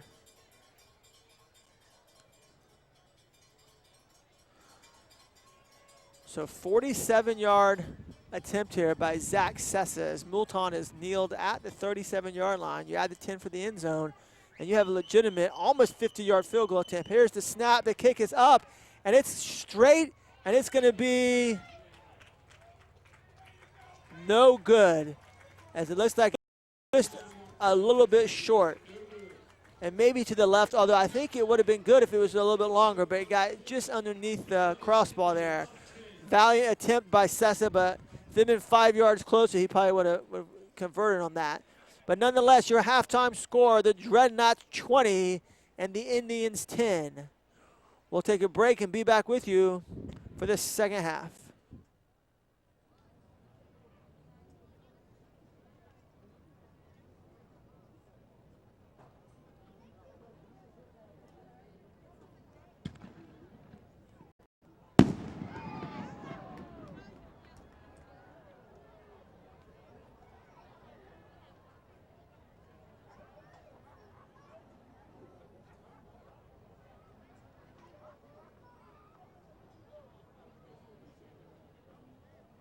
in this area most of my life. Just look at the interstate says it all. More people mean more cars, and that means more accidents. It could happen to you. And when it does, you may not be ready. But at Bernetti, PA, we're ready. We have done this every day for over 20 years. We fight to recover compensation for our clients' car repairs, medical bills, and lost wages. Plus, we deal with the insurance companies so clients can get back on the road. Call 1-800-BERNETTI. We're ready.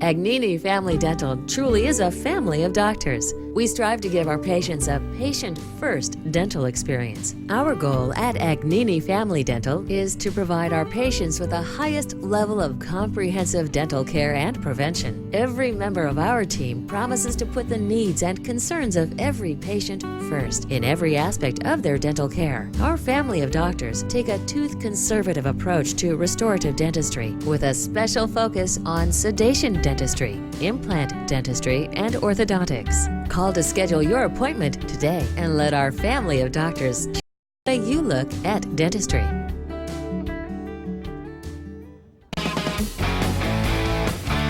From up here, most pre-owned vehicles look pretty similar, but that just isn't the case. Hi, I'm Benny Jr. with Bartow Ford. Only at Bartow Ford do we meticulously inspect every pre-owned vehicle that makes our lot. Because of our high sales volume, we're able to keep only the best. And let's face it, that's what you're looking for when you're looking for the best deal. A quality, premium, pre-owned vehicle. It's just another reason why at Bartow Ford we say we're different and we prove it. During our Fun in the Sun event at Regal Kia Lakeland, drive a new 2016 Optima, get 0% financing plus $1,000 bonus cash. You got the sun, you got the fun, and we've got the savings at Regal Kia Lakeland. Sound says yes, you pay less.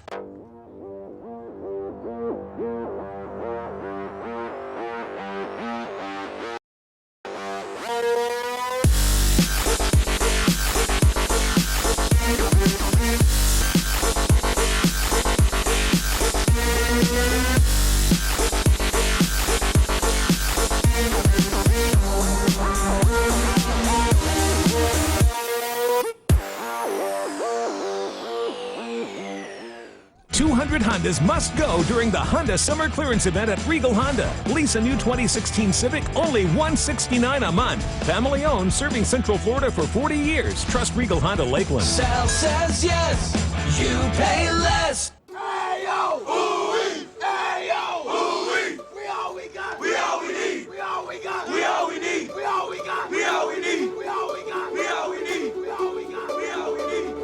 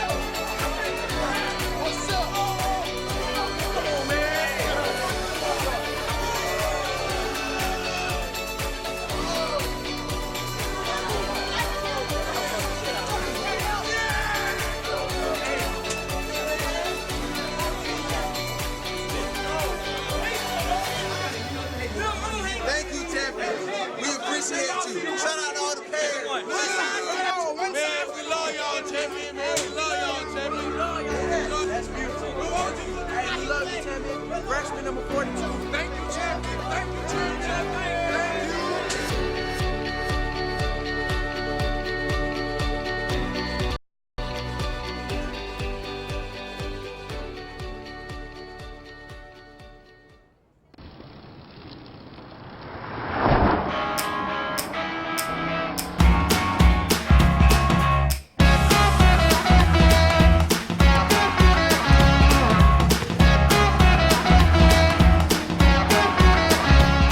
County High School juniors and seniors. Submit your A's and B's to Bartow Ford for your chance to win a new Mustang. Visit DriveFordExcellence.com for official rules. The 24th annual Drive for Excellence with Bartow Ford. We're different and we prove it. During the summer sell down at Regal Chevy, find your tag and get up to 16% cash back on select new 2016 Chevys. And you'll receive a 50-inch smart TV or laptop with every purchase. Sal says yes, you pay less.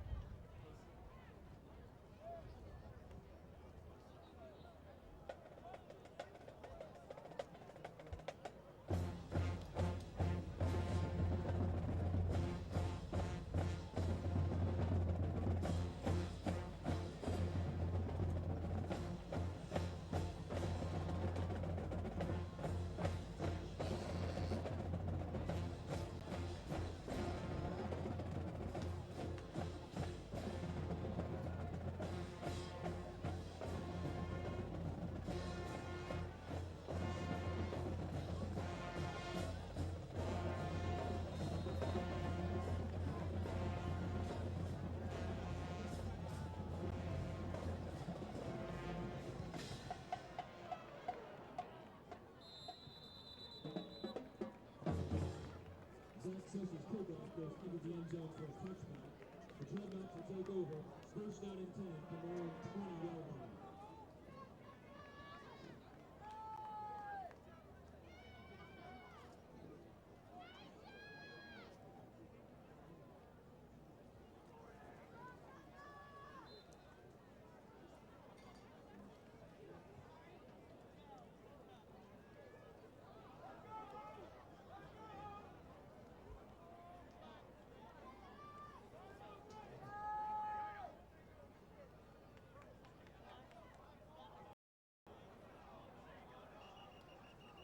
Billy Graham in the carry.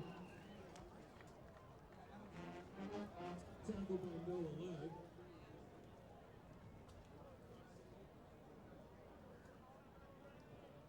Bill gains a yard, brings up second down and 9.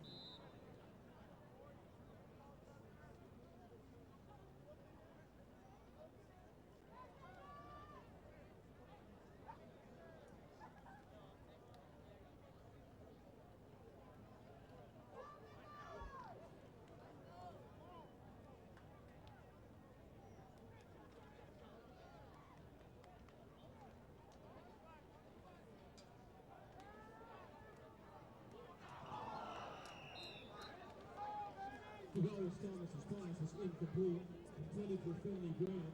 Brings up third down and 9.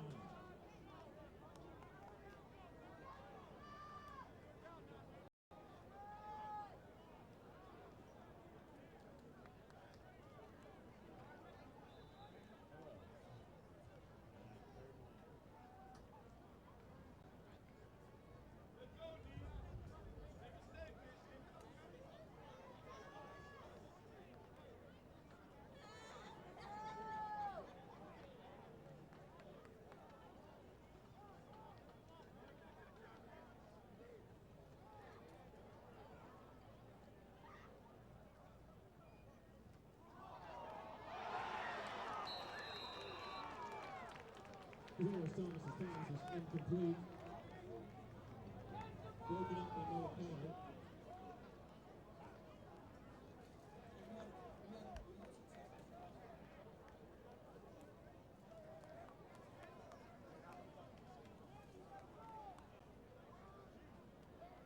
Brings up fourth down and 9 for the Dreadnoughts.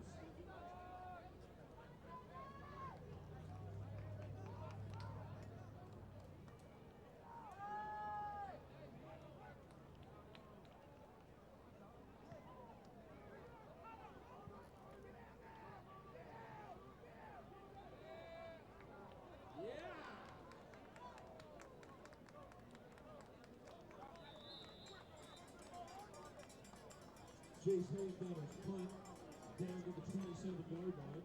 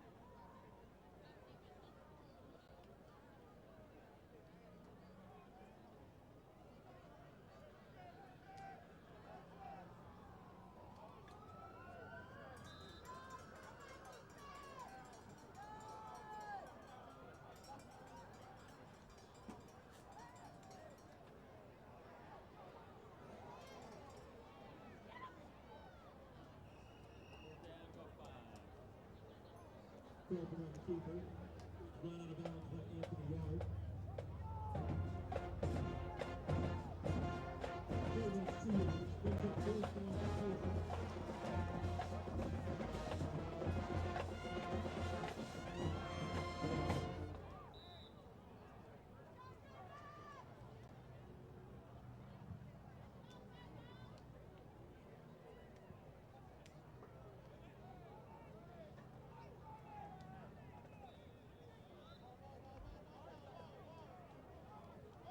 Austin Murtaugh's punt is down to the 25-yard line, and the Dreadnoughts will take over. First down and 10.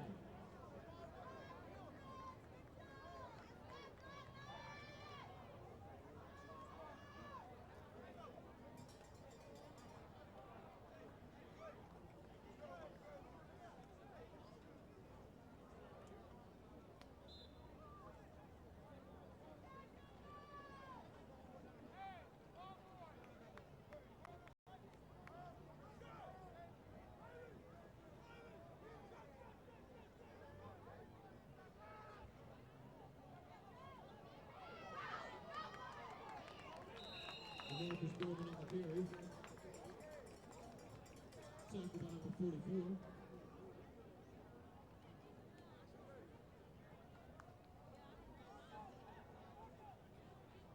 Play gets 13 yards and results in a Dreadnoughts first down.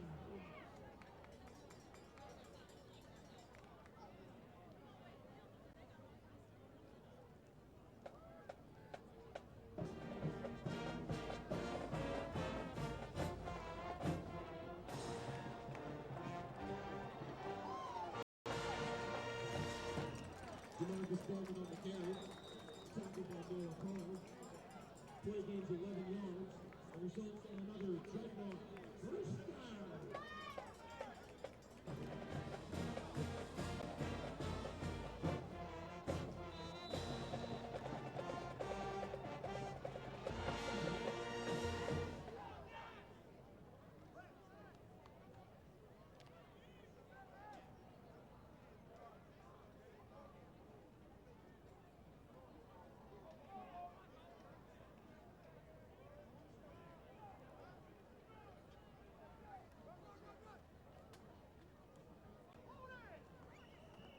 Tavares Thomas on the keeper. Tackled by Drew Strike.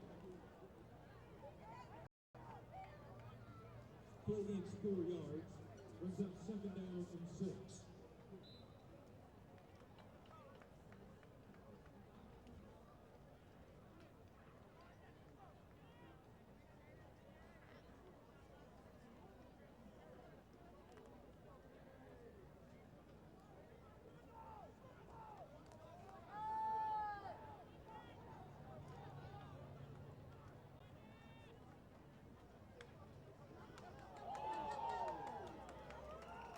Tavares Thomas on the keeper. Tackled by number 44.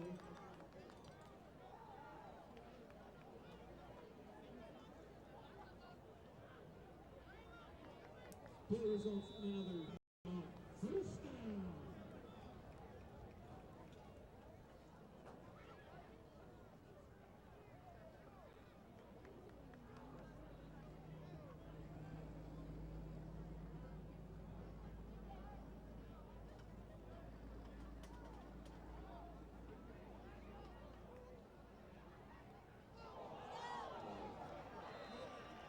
Fumble in the play, recovered by the Indians.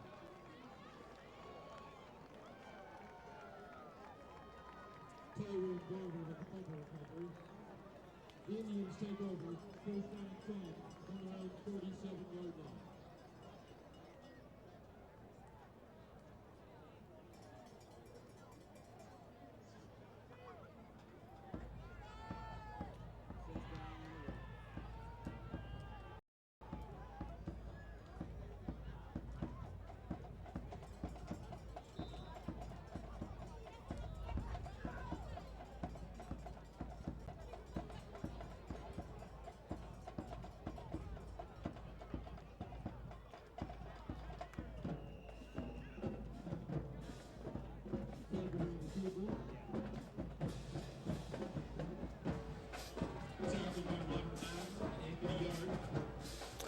Another tackle for Robert Madden.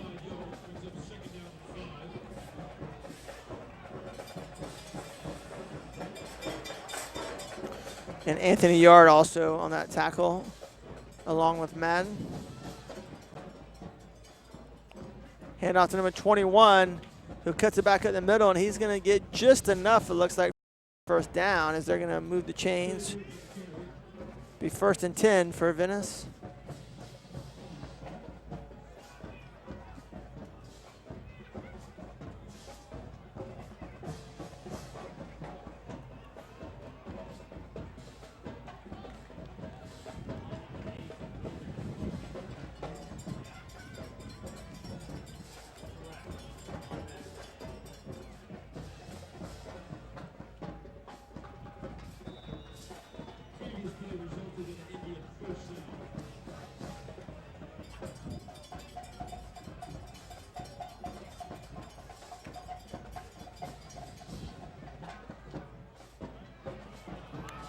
There's Carpenter with maybe his longest run of the game on the keeper right at the middle, but there's a flag on the play.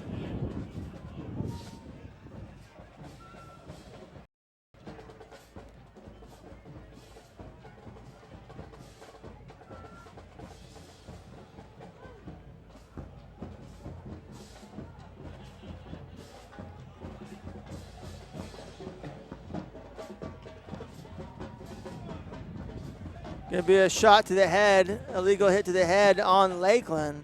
So that's going to give the Indians 15 more yards, and they're now putting together a nice drive inside the 30-yard line. It'll be 1st and 10 for Venice at the Lakeland 28-yard line. Only down by 10, Venice has a chance to make it a one-score game here.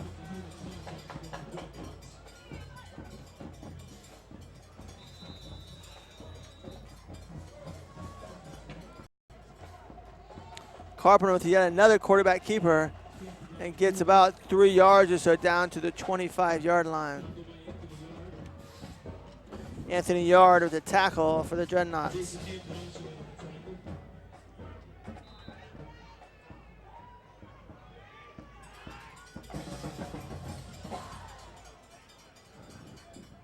Carpenter under in the shotgun, rolls to the right, no, he does not have a guy open, as very good coverage by Lakeland.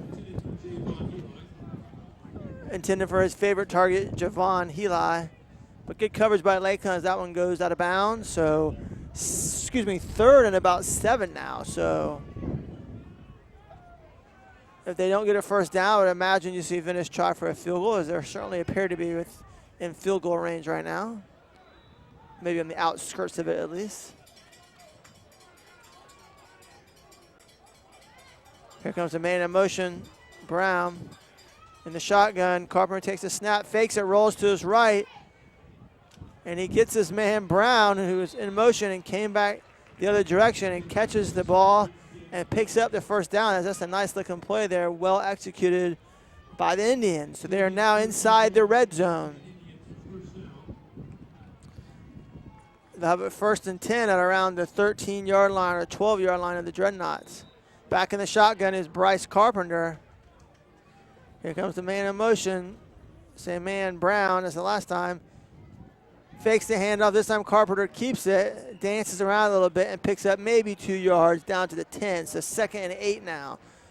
Have to see here if Lakeland's defense can stiffen. They are now definitely in field goal range, are the Indians.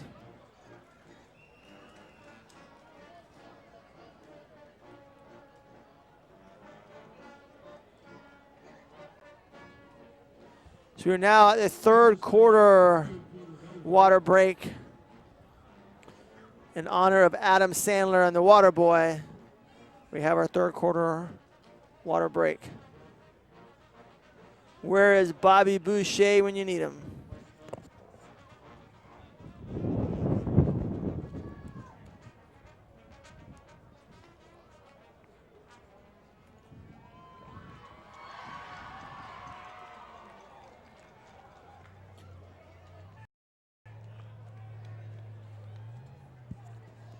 Speaking of the water boy, a fact that some of you may not know, that movie was, at least part of it was filmed here in Lakeland. The classroom scenes were filmed at Florida Southern College.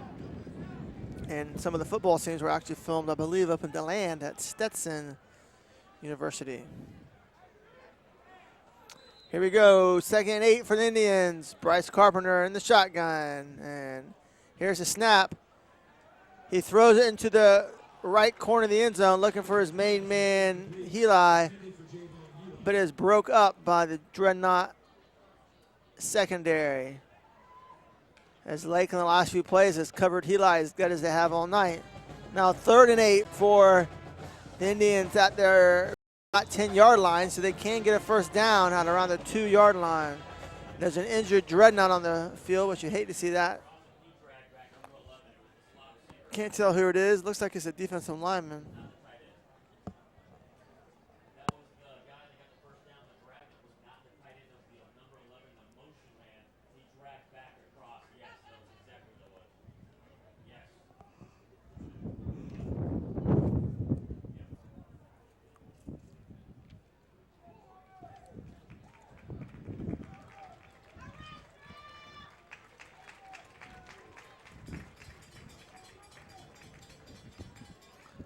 So it looks like the Lakeland player that was hurt was number 90. I can't tell if it's a 98 or 96. That's 96. Latrell Jean, the junior. So it looks like he's okay. Looks like it might just be a cramp. He's just getting stretched out now on the sideline. That's, if in fact it's a cramp, that's good news.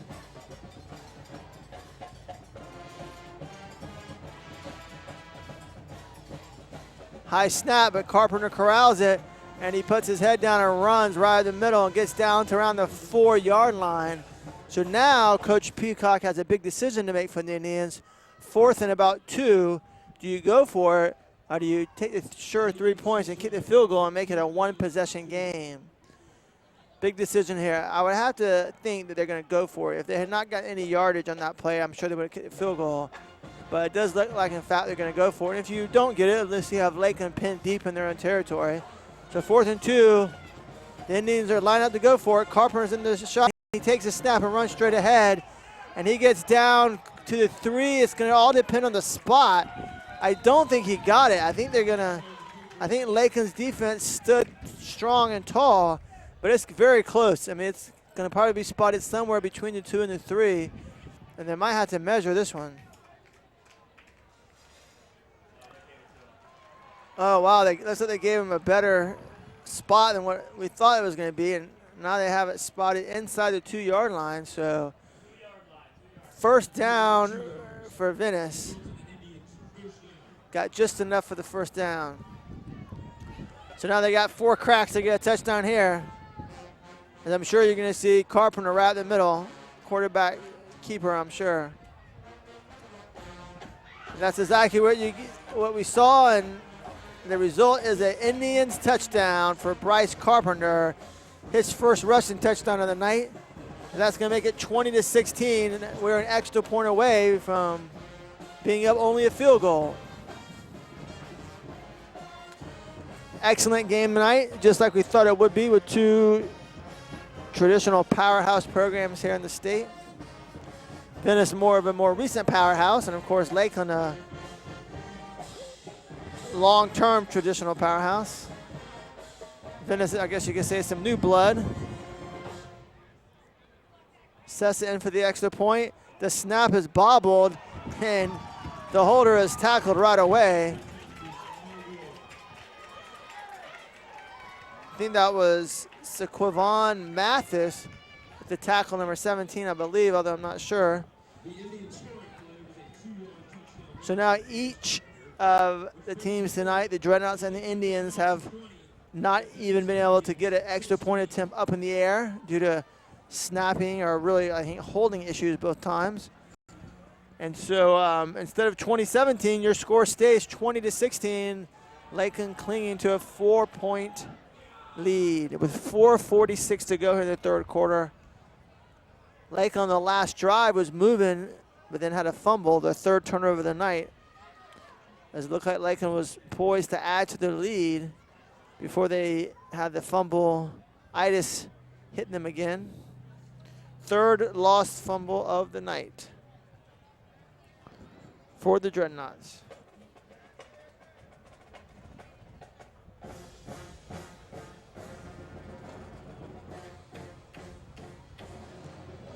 Has Sasso a kickoff for the Indians at their own 40-yard line.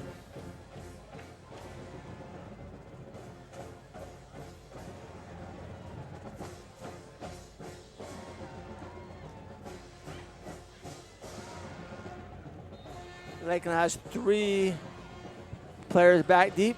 Sometimes you only see 2, but you got 3 back deep tonight. That one's going to be in the end zone, so another touchback. Of course, most of you are probably familiar, unlike in the pros or college where you can run it out of the end zone. In high school, if the ball goes in the end zone, it's an automatic touchback, and you cannot return it. Certainly, Kavaris Thomas has looked very good tonight in his Dreadnought debut. Shown excellent touch on the ball, connected on a 70-yard play, his first play of the night in the Dreadnought uniform. Any criticism would be on the turnover front. He's been a part of a couple turnovers tonight. Got to protect the ball, that's for sure. Nice run by the diminutive number 6, Jimmy Kemp, senior running back. Nice play there. So he gets about 15 or actually 16 yards out to the 36-yard line.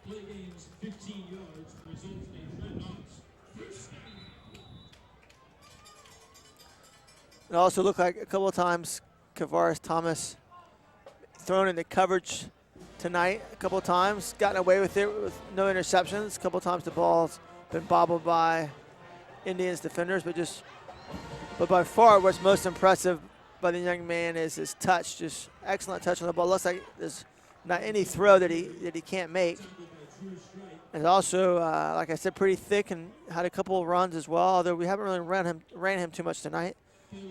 But he has attempted quite a few passes, although only maybe 1 or 2 at the most pass attempts here in the third quarter as we've been running the ball. After a nice run, we lost a couple yards on that play, so it's going to be another scoreboard says 2nd and 12, but I'm going to say it's really 2nd and 13. Thomas in the shotgun. Fakes the handoff and keeps it right in the middle, has a big hole. He's still on his feet as he runs over. He runs over number 1, I think it is, or 7, I think number 1 of the Indians. Hello, nice to meet you, Jeremy Trebles. My name is Kavaris Thomas, and I'm the starting quarterback for the Lakeland Dreadnoughts. I thought he got the ball past midfield, but they're going to mark the ball at the Lakeland 49-yard line. Look like that may have been a dubious spot there if you're a Dreadnought.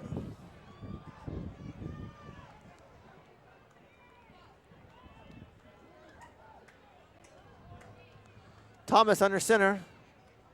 Hands the ball off to Kemp, who powers ahead for maybe 1 yard before he gets pushed back. We'll give him 1 yard to be 2nd and 9. Play gains about a yard, brings up 2nd down and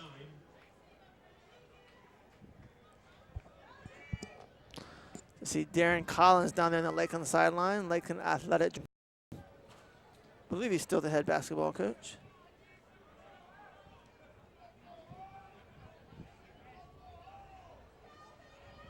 Of course, Coach Collins, the father of Savannah Collins, who was our sideline reporter the first year of the Lakeland football webcast. Play action fake this time by Thomas. He throws it deep, looking for Deshaun Graham, and he almost made a spectacular catch kind of on his back shoulder, but cannot come up with it. Good coverage there, though, by Troubles that time, the cornerback for the Indians. And there's a flag on the play.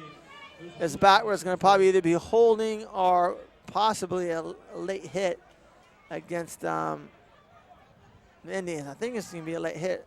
Nope, it's going to be against Lakeland because they're marching the ball back.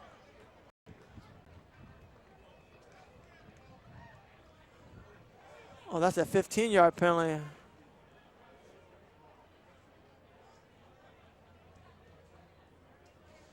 He just signaled a hold. Oh, I guess the hold was back behind the line of scrimmage is why. So a 10-yard holding penalty from the spot of the infraction.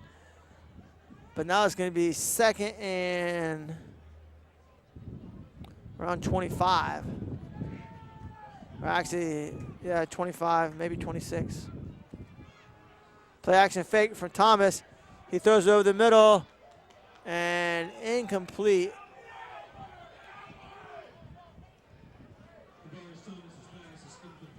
As Thomas has cooled off a little bit here in the third quarter. He was pretty hot the first half, and then we've mainly been running the ball here in the third quarter, but a couple of the throws he's made, he's not been able to connect yet. As he's talking to Coach Castle, getting the play here. 3rd and 25, so you're probably either going to see another shot downfield or maybe a draw play, see if you can catch him off guard. See James Robinson down the sideline talking to some of his former teammates. And I think I see A.J. Davis down there as well. Thomas under center here. Drops back. He rolls to his left under pressure, going to take off running. And he gets out to about midfield, the original line of scrimmage, but it's going to bring up 4th and about 10. So it looks like Lakeland will probably have to bring on the punter once again. Play gains 15 yards, brings up 4th down and 10.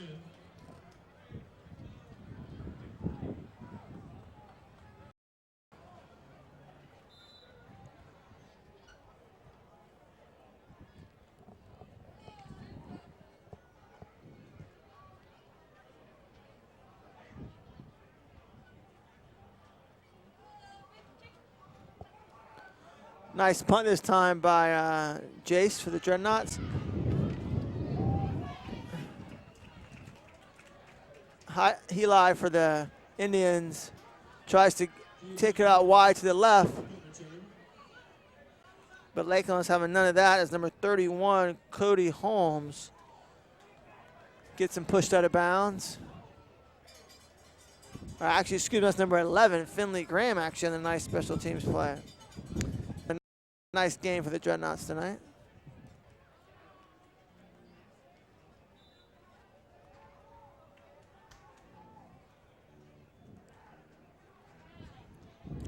Carpenter, what seems like about to be his 39th or 49th quarterback keeper out of the shotgun, gets tackled after a very short gain. Actually, maybe no gain or maybe even lost a yard. There's a flag on the play. Face mask against Lakeland. I think it's just a 5-yard, not a personal foul one. It's one of the Lakeland players. I think that might be Gene again. Either Gene or Huntley kind of limping off the field. Might be cramps. Again, that is Gene again, so it's probably cramps once again. So 5-yard face mask penalty. It's going to make it a repeat of first down, I believe. And to be 1st and 5 or 6, I think. Carpenter back in the shotgun. High snap, but he corrals it, rolls to his right. Looking to pass, no one's open, but he holds it long enough and he throws it downfield. And it is caught. A great pass by Javon Heli. There's a flag on the play, which could probably be pass interference on Lakeland. It won't matter as he made the catch anyways. And they could have got Heli for taunting. So he got up and kind of got in the face of the Lakeland cornerback and had a few words to say, but I don't think they're going to get him for that. It's just going to be I think a pass interference play against Lakeland, or call against Lakeland. They're going to, of course, the Indians will decline that, of course. Actually, they call it defensive holding instead of pass interference. And that would be declined as a big play for Lakeland, for Venice. And actually, both of the big pass plays have been from Carpenter and Heli, and kind of busted plays where he just rolls out, buys some time and then hits Heli over the top. Although that time, great coverage by Lakeland, but just a spectacular catch by Heli.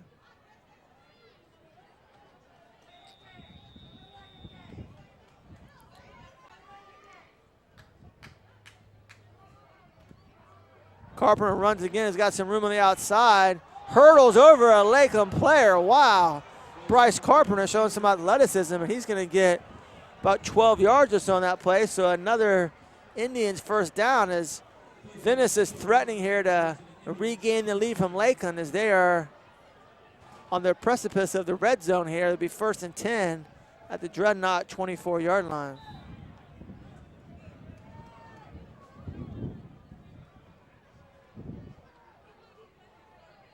Carpenter keeps it, runs right in the middle. He's inside the 10, inside the 5. He's still on his feet. He's going to stumble and rumble into the end zone. So for only the second time tonight, the Indians have the lead as they are now up 22-20, pending an extra point to put them up by a field goal. So the Indians have dominated the third quarter here tonight, still with 51 seconds to go before the fourth quarter. If Lakeland wants to win this game, they're going to have to bounce back and win the fourth quarter.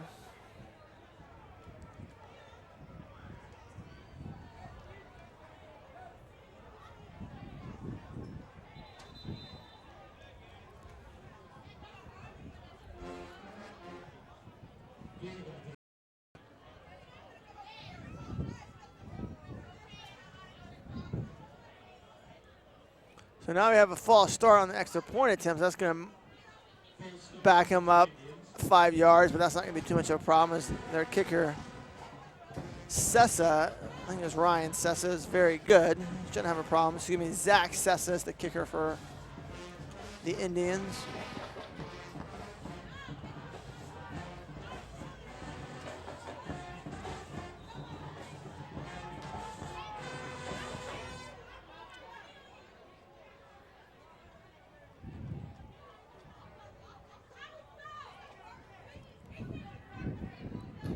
Here's the snap. The hold is good this time, and the kick is right down Broadway for Zach Sessa. Fine-looking kicker for the Indians. So the PAT is good, and it's 23-20. Indians are now in the lead.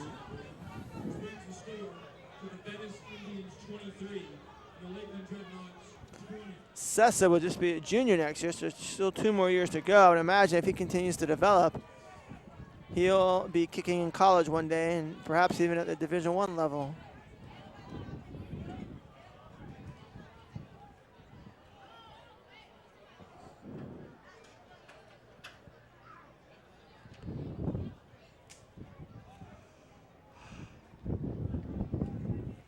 So now that they're down for the first time since the first quarter, let's see if Lakeland, who's mainly been running the ball so far in the third quarter and had a nice drive going before a turnover. We'll see if they kind of amp up the passing game again here, see if they can regain this lead.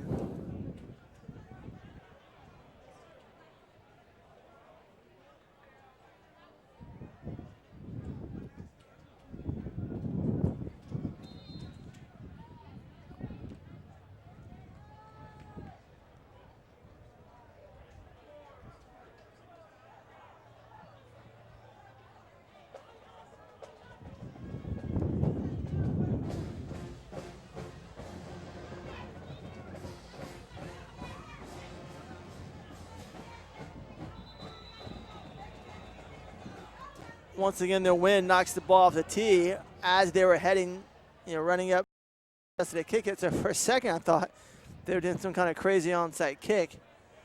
But nonetheless, that was not the case, as the ball was knocked off the tee by the wind, which is keeping things nice and cool here at the game tonight. A very enjoyable night at Bryant Stadium. Bill Castle Field at Bryant Stadium. Or Bryant Stadium at Bill Castle Field, depending on how you look at it.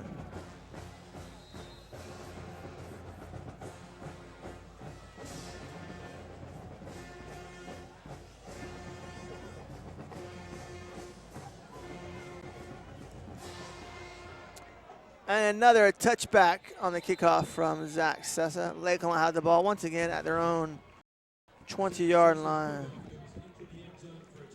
Lakeland's got a couple of big offensive linemen this year. Number 73, Dakota Weaver, is pretty good size. And number 76, Daya V. Hammond, is just massive. And he's only going to be a junior next year. So we'll have him for 2 years. And Dakota Weaver will be a senior. So a couple of big kids on the Dreadnought offensive line.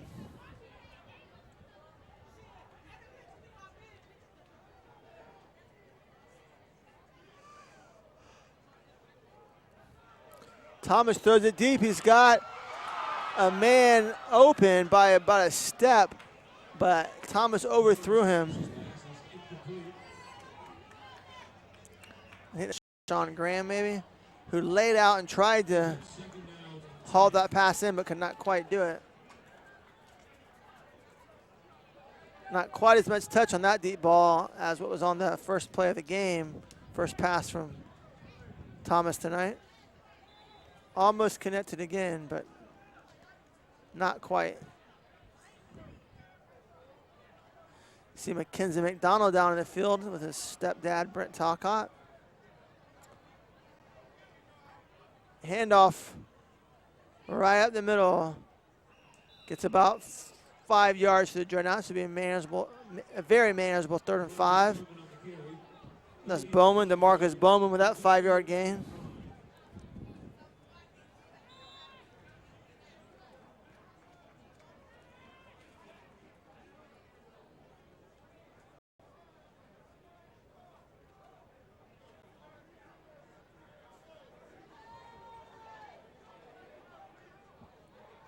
Ten seconds to go in the third quarter here. Thomas in the shotgun, takes a snap, rolls to his left, and throws the ball complete.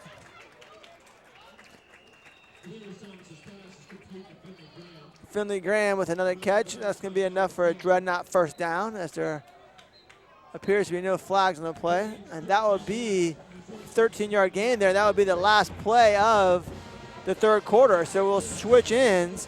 Not a good quarter for the Dreadnoughts as the Indians score all 13 points in that frame and take a 23-20 lead into the fourth quarter. A very exciting ball game as we had anticipated. If Lakeland can wrestle the lead back from the Indians.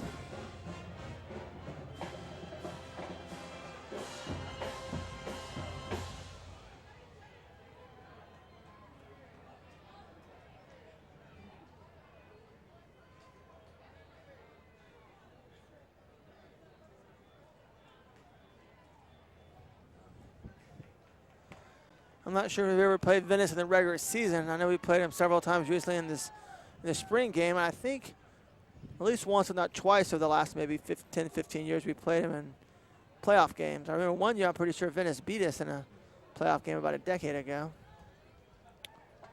Or maybe a little bit less, probably just after the championship seasons of 04 to 06. I'm going to guess and say maybe somewhere between 07 and 09, we lost a playoff game to Venice. Thomas under center, fakes the ball and throws it. That should be pass interference. They're not going to call it. Then finally you see a flag thrown, but we catch the ball anyways. But an 8 or 9 yard gain, but clearly the Venice defender got there a good second before the ball, but nonetheless, a great job of concentration by Jadarian West, who made the catch anyways. But I think pass interference is a 10-yard penalty, or maybe it's a spot foul if it's less than 10, so we'll see if Lakeland accepts it or not. But it is, in fact, defensive pass interference, as we thought it would be.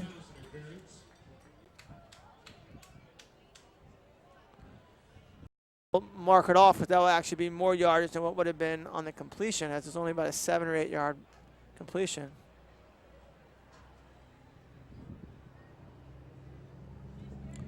So a 10-yard penalty. Actually, it's going to be a 15-yard penalty. So clearly, Lakeland made the right decision by taking that penalty, although unfortunately for West, it will not count as a catch for him.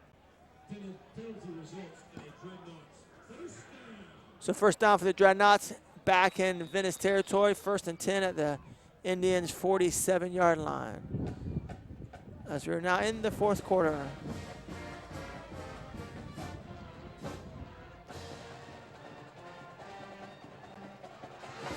Thomas fakes it to Bowman, has a big hole right in the middle, and he rambles forward and gets about 12 yards. So that'd be another Dreadnought first down, as it would be 1st and 10 at the 35-yard line of the Indians.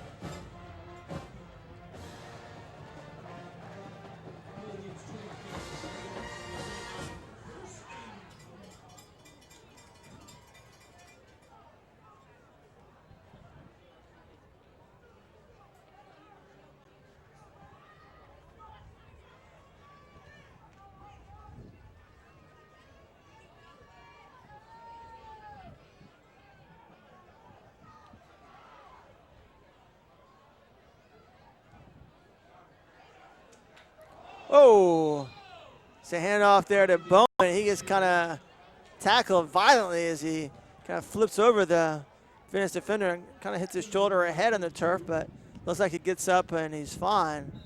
But that was definitely a tough hit there.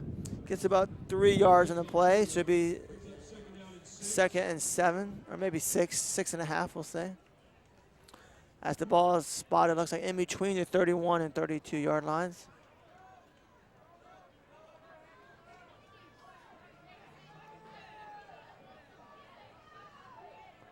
Thomas under center, hands it off to Bowman. He's got a hold there on the left side, but there's a flag, and that's almost for sure is going to be a holding penalty. So now Lakeland's going to have 2nd and long. Sure enough, holding on the Dreadnoughts. Wipes up what would have been a nice gain and would have had him set up for about a 3rd and 1. Now it'll be 2nd and long.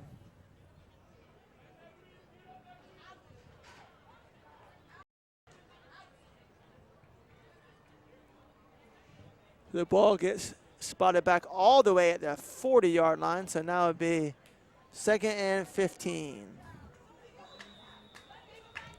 for the Dreadnoughts.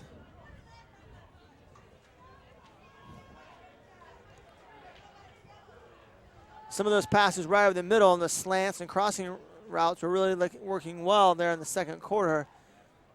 We haven't really seen too much of that here in the 3rd quarter. Let's see if maybe Coach Castro will go back to that as Thomas is in the shotgun with Bowman to his left.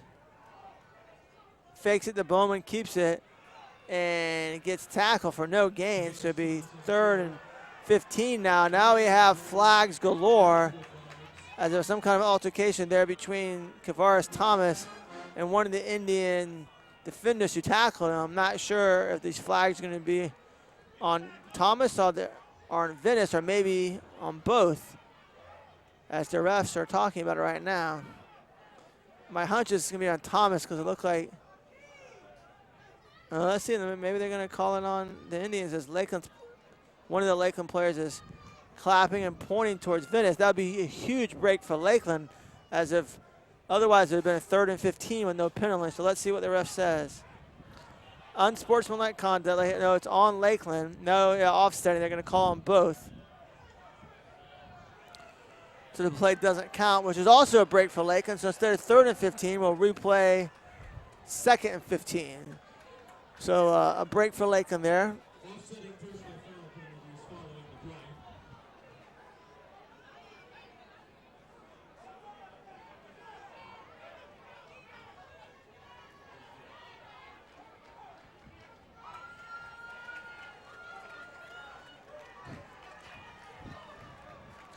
As it looked like for a second, they were going to put in Jacoby Braxton, one of the backup quarterbacks, into the game, but Thomas will remain in the game.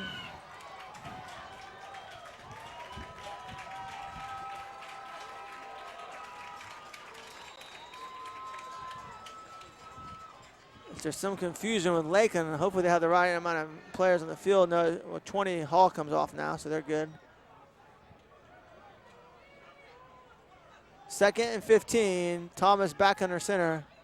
Hands it off to Bowman, who runs to the left, has a hole, powers ahead, breaks the tackle before he's pushed out of bounds by number 18 for Venice, Noah Lay, at the 30-yard line. So that's going to make it very manageable 3rd and 5. So those offsetting personal fouls really benefit Lakeland, as they got the replay 2nd down after they originally had no gain. They get 10 yards on 2nd down, so 3rd and 5. And you're at the point in the game where you're at the 30-yard line, down by 3, 9:25 to go. I would imagine Lakeland would go for it on 4th down if they don't convert this 3rd down opportunity. And I don't think Lakeland's young kickers are going to really be an option at this point for a 40-plus yard field goal. So I'll say Lakeland has 2 plays here to pick up 5 yards to keep this drive alive.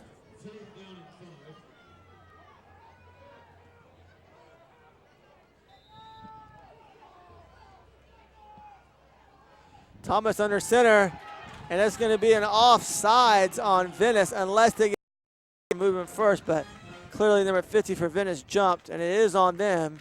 And so it should be a 1st down, or it might be like a half a yard short. Let's see where they spot it. It looks like it might be just barely short. Let's see.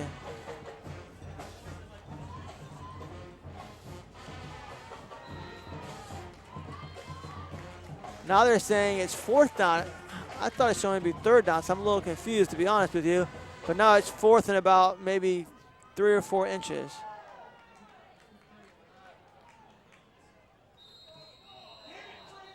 And that play will not count.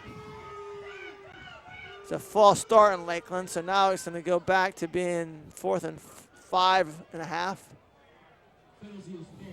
Unless I just forgot a play. I guess they a while ago did not give us a replay of 2nd down. I guess they, since it was offsetting personal fouls after the play, I guess the 2nd down play counted. So it was actually a 3rd down play, the 10-yard gain a while ago by Bowman. So excuse me, I was incorrect there. So now I have 4th and 5 for Lakeland as they try to keep this drive alive by 3 with 9:11 to go here in the 4th quarter. Bowman's in the shotgun. Excuse me, not Bowman. Thomas, and he has West wide open over the middle, just as I was saying a while ago.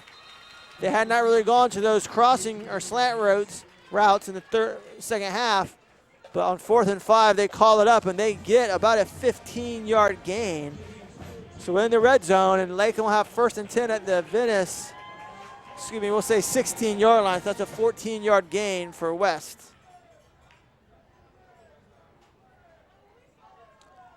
Under 9 to go, Venice clinging to a 3-point lead. And now Lakeland's in the territory, and maybe they would consider a field goal to tie the game if they're not able to. At this point, you're talking about a 33-yard field goal.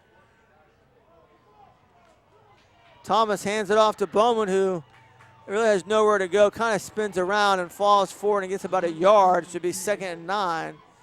As Venice is getting awfully close to getting another personal foul there, as it looks like the Venice tackler kind of put his hands on the helmet of Bowman as Bowman was laying on his back and kind of pushed his helmet a little bit, but the refs will not call that one. So 2nd and 9 for the Dreadnoughts here. They've been running the ball primarily here the second half. Maybe it's time for a play action fake. Finley Graham wide right. Zipper also out to the right. West wide to the left. Thomas in the shotgun. Fumbles the snap. Picks it up and falls forward back to the 15. So basically back to where the play started at. So 3rd and 9 now. The Dreadnoughts.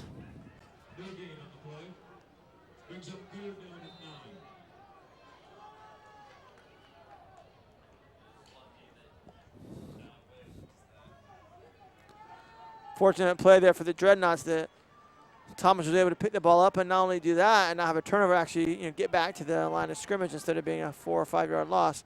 Thomas takes the snap. He throws out into tight coverage and slightly behind his intended target. I think that was intended for West or Graham, one or the other. Yeah, for West. It was intended for West. So 4th and 9. I don't think Castle's even thinking about the field goal here. So it looks like we're going to go for it. With 7:10 to go in the game, Lakeland down by 3. So Lakeland has to get, they're at the 15-yard line. They have to get down to about the, looks like maybe the 7 or the 6. So it's probably about maybe 4th and 8.5 here for Lakeland. It's Kavaris Thomas in the shotgun. Lakeland is going to go for it. And that's either going to be a offsides, a false start. I think it's going to be against Venice. It is, so that's a big break. So now you're about 4th and 4, even 3.5 for Lakeland. So this could certainly change the play call. Coach Castle might decide to run it now. Or it would just be a 27-yard field goal, but Coach Castle wants no part of going for the tie here. He wants to try to get the lead back. So 4th and short 4, he's going to go for it here.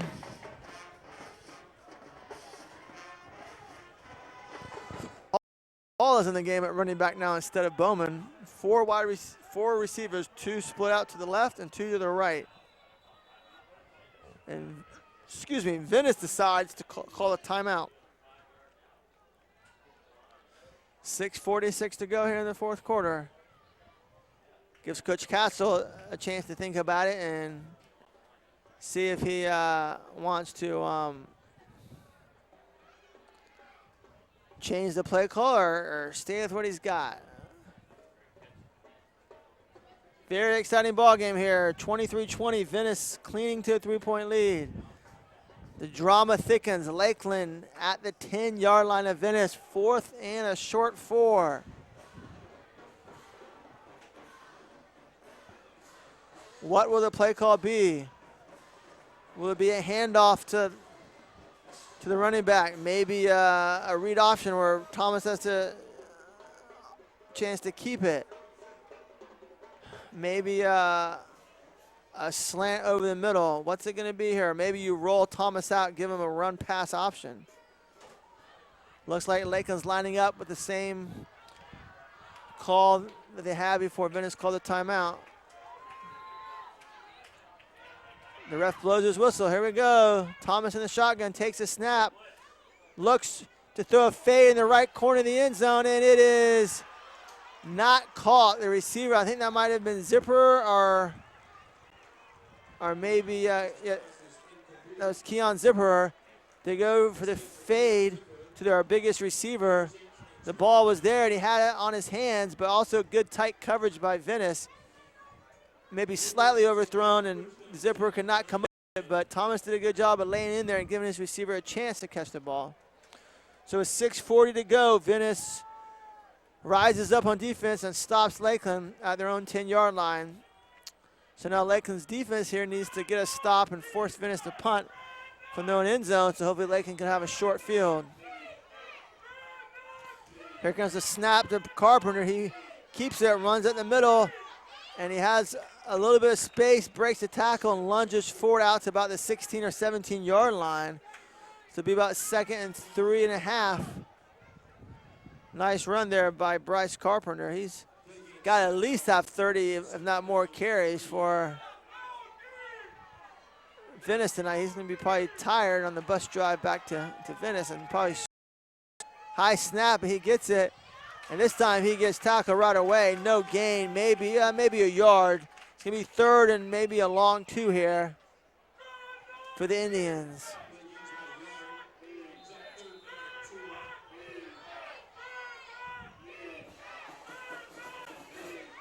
Timeout for the final water break of this ball game. If you're at home watching on the webcast, gives you a chance to go to your refrigerator and get a nice cold beverage.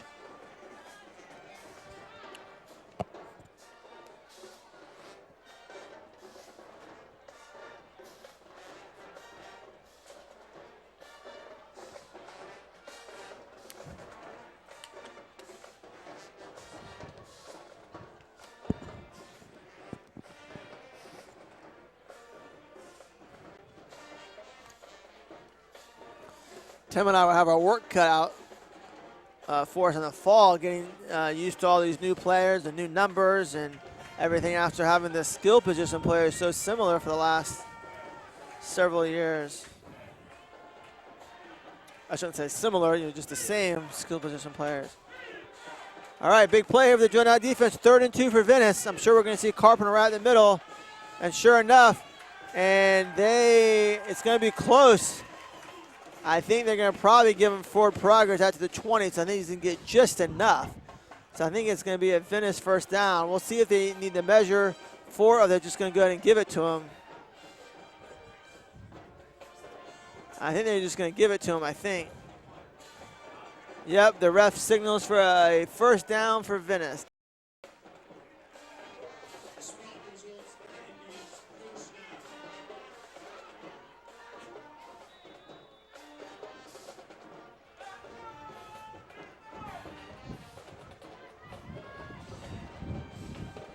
Carpenter back in the shotgun.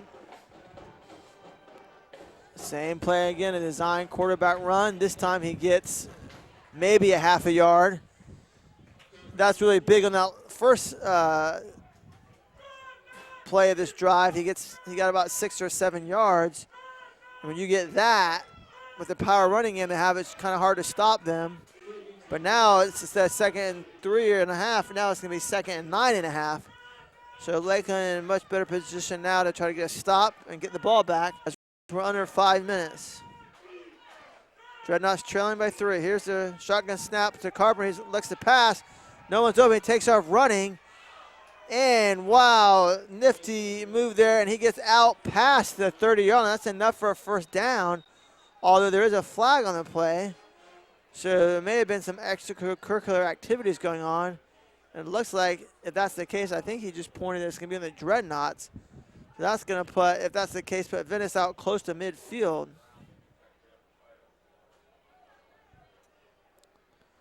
Yes, unfortunately, that's correct. Personal foul on Lakeland. So instead of 2nd and long, thinking you're going to have maybe 3rd and long, now you have a first down. Run plus the penalty added on. So now Venice has the ball at their own 47-yard line. So now if and when Lakeland gets the ball back, unless it's a turnover, they're going to have a bad field position. Lakeland's going to have to drive the length of the field to try to win this game. That was number 17 for Lakeland, Sequavion Mathis, who I think that infraction was on. He was actually not anywhere near the play, so just kind of a bonehead play there for Lakeland. And all you're going to see now is a steady diet of Carpenter running the ball like a battering ram right up the middle. I mean, I don't even know if Tim Tebow ever had this many carries in a game for Florida, as he's just running the ball nonstop tonight. He doesn't have a great average, but he might be over 100 yards just by the volume of how many times he's ran the ball tonight for Venice. 2nd and about 7 from midfield for the Indians. Once again, the shotgun. He fakes the handoff, and he high steps and gets out to around the 45-yard line. So that's going to bring up a 3rd and about 1.5. But once again, that's a very favorable down and distance for the Indians.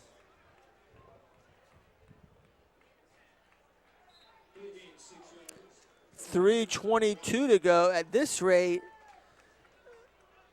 Lakeland might not even get the ball back this game, and Venice may not even have to score. They might just run the clock out.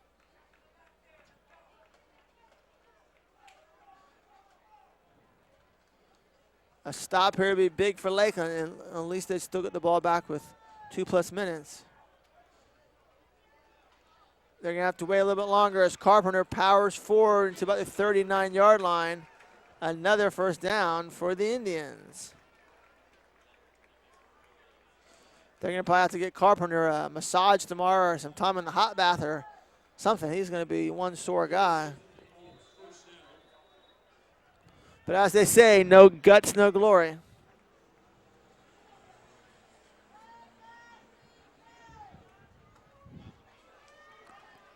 .243 to go in the ball game. Who do you think is going to get this carry? Actually, they're looking to pass the ball, surprisingly. Very surprising play call there by Venice. They roll out Carpenter, and he tries to throw the ball to Damian Brown and can't come up with it. So now the clock stops with an incomplete pass. That's a big break for Lakeland. Very surprised with the way that Venice has been moving the ball methodically down the field with these quarterback runs. They try to pass there. And even if he had caught it, it was going to be a minimal gain, if anything. But at least they would have kept the clock running from a Venice perspective. 2nd and 10 at the Lakeland 39-yard line. This time they go back to that quarterback run game, and he gets maybe 2 yards. So it's going to bring up a 3rd and 8. I would think maybe Coach Castle will burn a timeout here to stop the clock, but it doesn't look like he's going to. So Coach Castle will keep his timeouts for if and when they get the ball back to be able to use them at that time. So we're approaching the 2-minute mark here. I think Venice is going to wait for the clock to run down to 1 second, and they're going to call a timeout. If they want to talk things over and get the perfect play call for a 3rd and 8.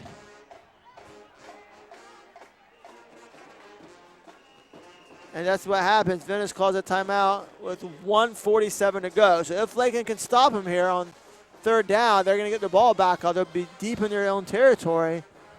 They still have, maybe a minute plus. And with the strong arm of Thomas, although they have not done a lot with the passing game here in the second half tonight, you think if you're a Dreadnought fan, you think you got a shot. Maybe we can stop them here. But if they get a first down here, they're going to be able to run more time off. And this is pretty much the ball game, barring a turnover. Lakeland, it's got to get a stop here to have a chance to pull this out. But win or lose, the good news is it's a spring game, so it doesn't count on your record. This is all about getting experience and getting some of these new guys acclimated to the system here for Lakeland. And all things considered, a very good debut performance for new quarterback Kavaris Thomas.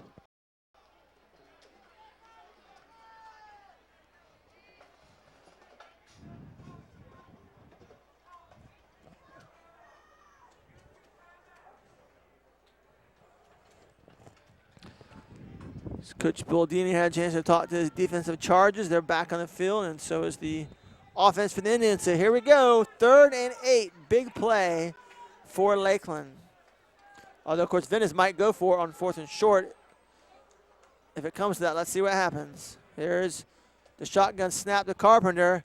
He's going to throw the ball, and he throws it too high for his intended receiver, Heli, and they threw a flag on that. I mean, certainly Lakeland's defender has a chance to try to break that play up. If this is a call against Lakeland, this is a ticky-tack foul. I mean, just please pick that flag up. That is not, or should not be, a penalty. If they call that on Lakeland, in my opinion, from up in the press box, that's a joke of a call, but let's see what they do. Let's pick that flag up. Let's give Lakeland a chance to play here, but I don't think they're going to pick it up. They're going to call Lakeland. So that's going to pretty much be the ball game. They're going to call it a hit to the head, a legal hit to the head. That's a very questionable call. So instead of 4th and 8 with 1:44 to go, and I would imagine a punt coming from Venice, they now are going to have a first down at around the Lakeland 22-yard line. So I mean, I guess it was helmet to helmet. I guess maybe they had to call it, but I don't know. Definitely a questionable call. 1st and 10 for the Indians. Carpenter fakes it and gets brought down for no gain, maybe even a loss of 1. Jack Smith gets that tackle for Lakeland. Now, I think Lakeland, they just used that time. I think they still have 2 more to go. So if they're able to stop him here on 2nd and 3rd down, they could use their last 2 timeouts and then, still get the ball back perhaps with more than a minute. Now, the question is going to be, if you're the Indians, do you, on 4th down, kick a field goal to make it a 6-point game? But I don't know. I mean, Lakeland has shown no interest in trying a field goal tonight. So if I'm the Indians, I would go ahead and just go for it on 4th down as opposed to kicking a field goal. We'll see what happens here, if it gets to that. But 2nd down now, and then the scoreboard still says 2nd and 10, but he lost a yard as the ball is spotted in the 23, so we'll call it 2nd and 11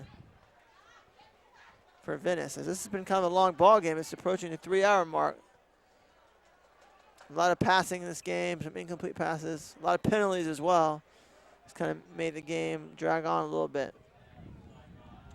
All right, here's a snap to Carpenter shotgun. He fakes the handoff. He runs up the middle, and he gets maybe 2 yards down to the 21.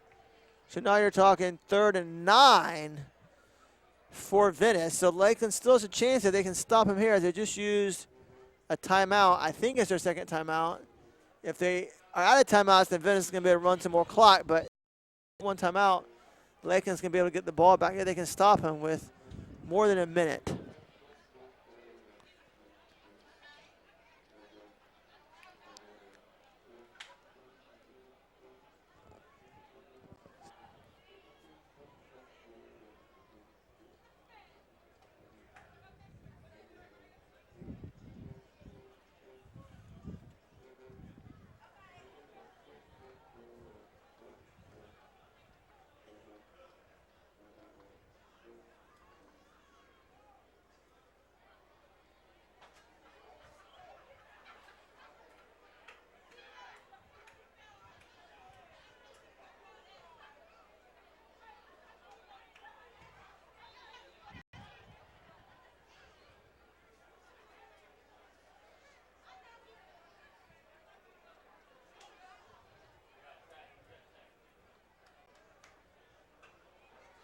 Here we go, 3rd and 8. He throws it in the end zone. Wow, they went for the kill there. Incomplete pass. Surprising they did that because that stopped the clock.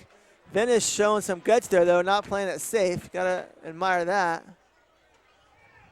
So now it's going to be 4th and 8 from the 21-yard line. Oh, there really is more like 4th and 9. So now if you're Venice, do you go for it? Do you kick a field goal? Do you maybe, do a pooch kick and try to get the ball down, inside the 10-yard line? You got some options. Let's see what they're going to do. They're bringing out the field goal, so they're going to go for a field goal here, trying to make it a 6-point game. So Lakeland can't tie it with a field goal, and then also would have to convert an extra point to win the game if they do score a touchdown. This is going to be a 38-yard field goal. Not a gimme by any stretch, but Zach Sessa, a very good kicker for Venice, and this certainly appears to be within his range. So let's see what happens here. The spot, is blocked. Wow. Out of bounds at the 43-yard line. So it was a good snap. The hole was good. And Lakeland came up and blocked the field goal attempt. So now this is a worst-case scenario for Venice. You're still up only 3, and now Lakeland has excellent field goal position. That's why I think that was probably not a good move, the decision by Coach Peacock and Venice. I would have either gone for it and maybe even, tried a little pooch kick or something, pooch punt. But wow, so they're going to say the ball went out of bounds at the 42-yard line. A minute 20 to go, and I think Lakeland still has a timeout left. 1st and 10 at their own 42-yard line. So plenty of time for Kavaris Thomas to work some magic here. This could not be a more exciting spring game, folks.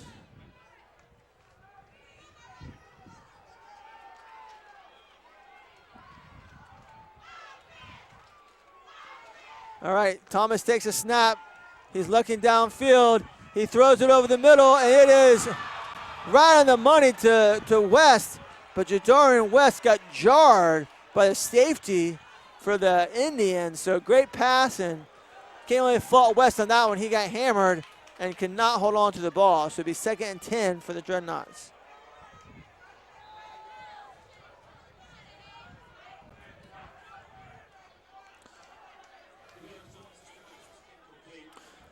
Plus, with a couple of those passes there in the last few plays for the Indians, allowed the clock to stop. So not great time management from my perspective on that last drive. But let's see if the Indians defense can make the lead stand up anyways, as they certainly got off to a good start with that big hit there on 1st down for the Dreadnoughts. Now 2nd and 10. Thomas takes a snap. He's under pressure, spins to his left. He's under a lot of pressure. He's got to get rid of it and is not able to. Takes a very, very costly sack, about a 20-yard loss. And now you're talking about 3rd and 30. So Lakeland's going to need a little bit of a miracle as they just burned their last timeout.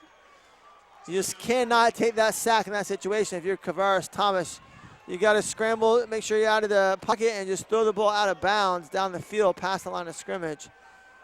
Just cannot do that. If anything, at that point, you're better off just chucking it down the field. If it gets picked off, it gets picked off.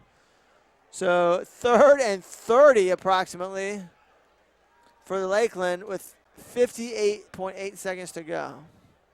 Let's say the ball spotted at the 24-yard line. So not quite 30. We're going to call it 3rd and 28 for the Dreadnoughts.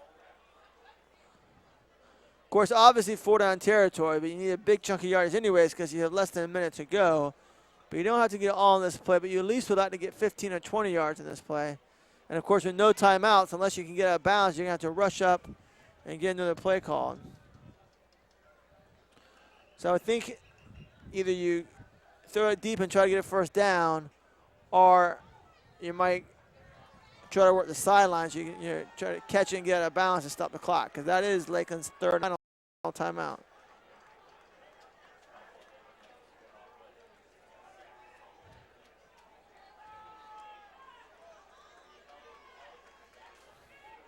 Thomas in the shotgun. Now has trips to his left And then Zipper lined up in the slot to the right. Actually, here we go. Thomas has time and throws it, but nobody's there. So I think maybe it looked like perhaps one of the Dreadnought receivers, either West or Graham, ran the wrong pattern because they both kind of ended up in the same area, more towards the middle of the field, the hash mark. And it looked like Thomas was trying to throw it out, and nobody was there. So there may have been a little bit of miscommunication there. But that was about 30 yards down the field, so if they could have connected on that, that would have been a first down. So it all comes down to this, 4th and 28, or maybe a long 27 for the Dreadnoughts with 52.6 seconds to go. Got to get a first down or touchdown, or the game will effectively be over.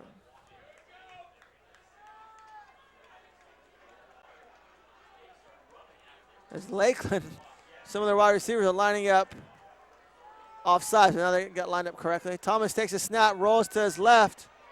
He's under heavy pressure, and he chucks it downfield, and it is batted down by an Indians defender. That's wide receiver, also moonlighting as a safety, John Hiley, who along with the quarterback Bryce Carpenter have been, oh wow, a late hit roughing the passer on the Indians.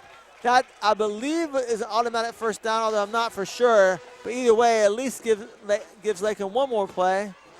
And if it is automatic first down, then gives Lakeland new life. I know in college and the pros, I'm pretty sure this is an automatic first down, but in high school, it may not be. So it might just, let's see, it might still be 4th down.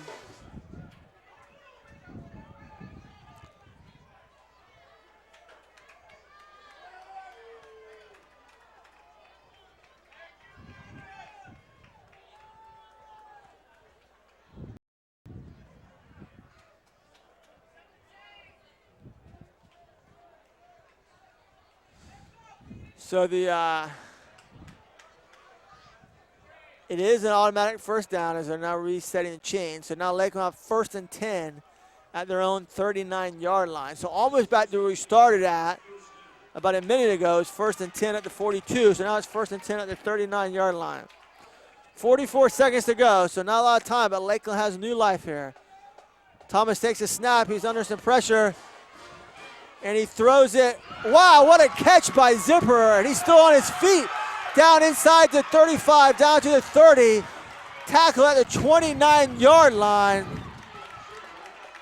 So that's a 30-yard gain for the Dreadnoughts, as Thomas did a good job of eluding pressure and just kind of flicked his wrist. And Zipper went up and made the catch and got some good yak after that. So 1st and 10 for Lakeland at the 29-yard line of the Indians. 30-yard play there for Zipper. And Thomas will spike the ball to stop the clock. So 2nd and 10 with 27 seconds to go. Looks like Thomas is kind of, Zipper looks like he's a little winded there. Understandable after that great play.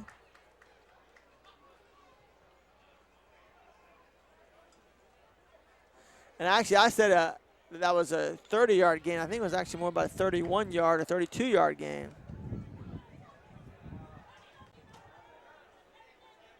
Yeah, we'll call it a 32-yard gain on that completion from Thomas to Zipper.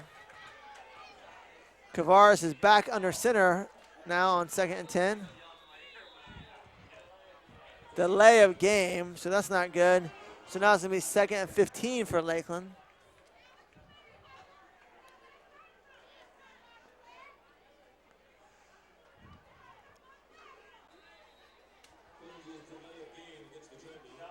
I'm not sure how close Lakeland will have to get for Coach Castle to consider kicking a game, tying field goal. Thomas under center, play action fake. Throws it to the left, and he's got a receiver, but he's out of bounds and can't come up with it anyways. But there's a flag, so it looks like where it's thrown at, it could be pass interference.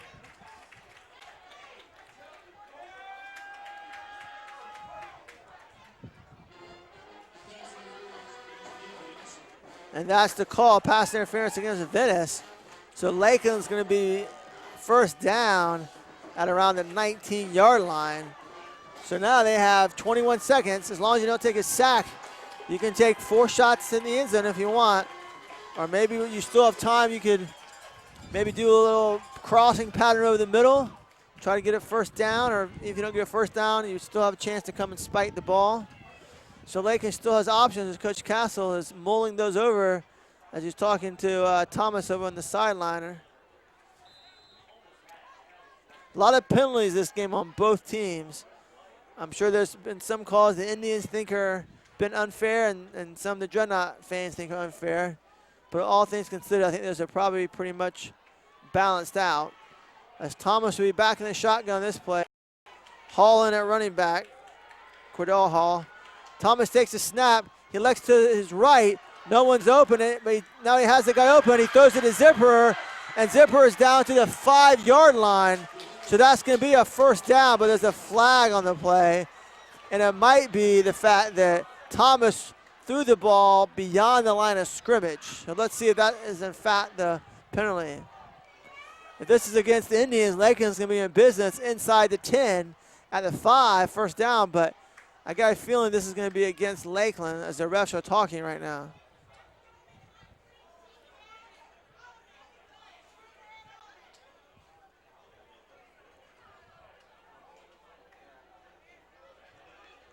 Yes, that's a legal forward pass as Thomas, as I thought he was past the line of scrimmage.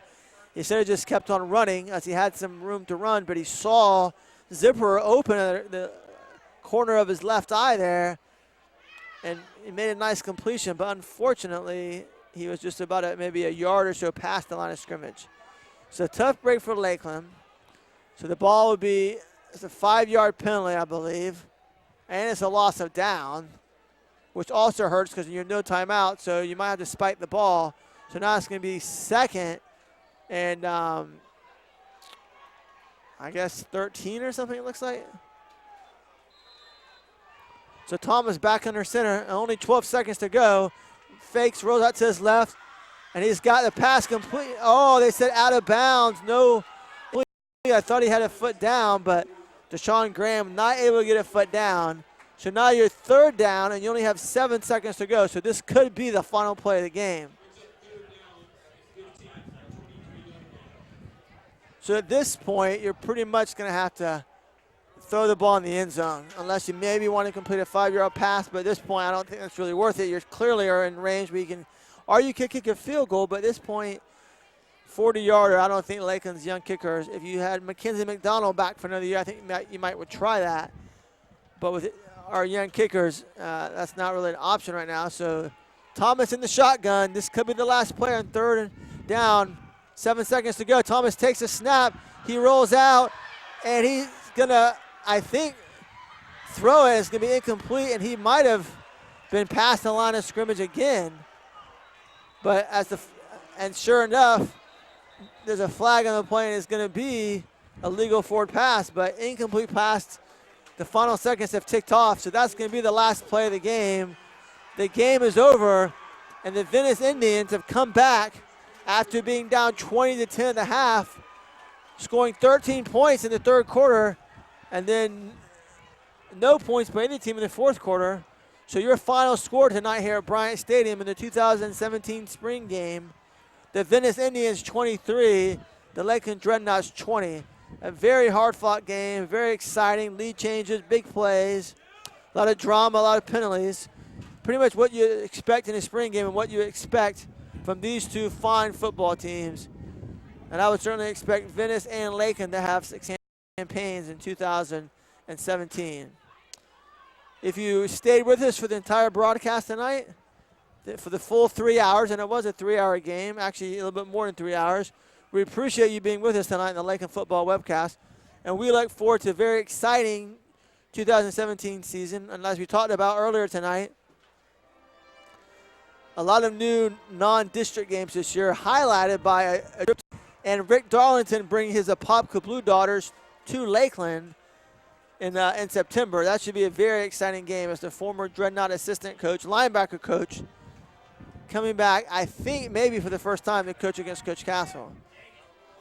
I'm not aware if he's coached against Lakeland previously. If so, maybe once or twice, but certainly it hasn't happened very often at all.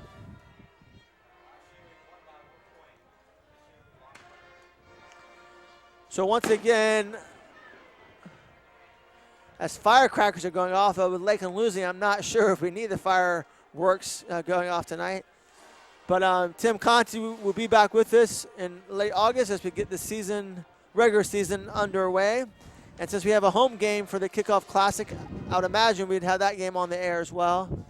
But check the Lakeland football website for information on that as firecrackers are going off here at Bryant Stadium. But for Michael Barrett and the entire crew for the Lakeland football webcast, this is Jeffrey Goddard signing off. And once again, your final score tonight, Venice 23, Lakeland 20. And if you didn't enjoy the outcome, we hope you enjoyed the webcast nonetheless. Have a great night and a great summer, and we'll see all of you for another exciting Dreadnought football season back in August. God bless and good night.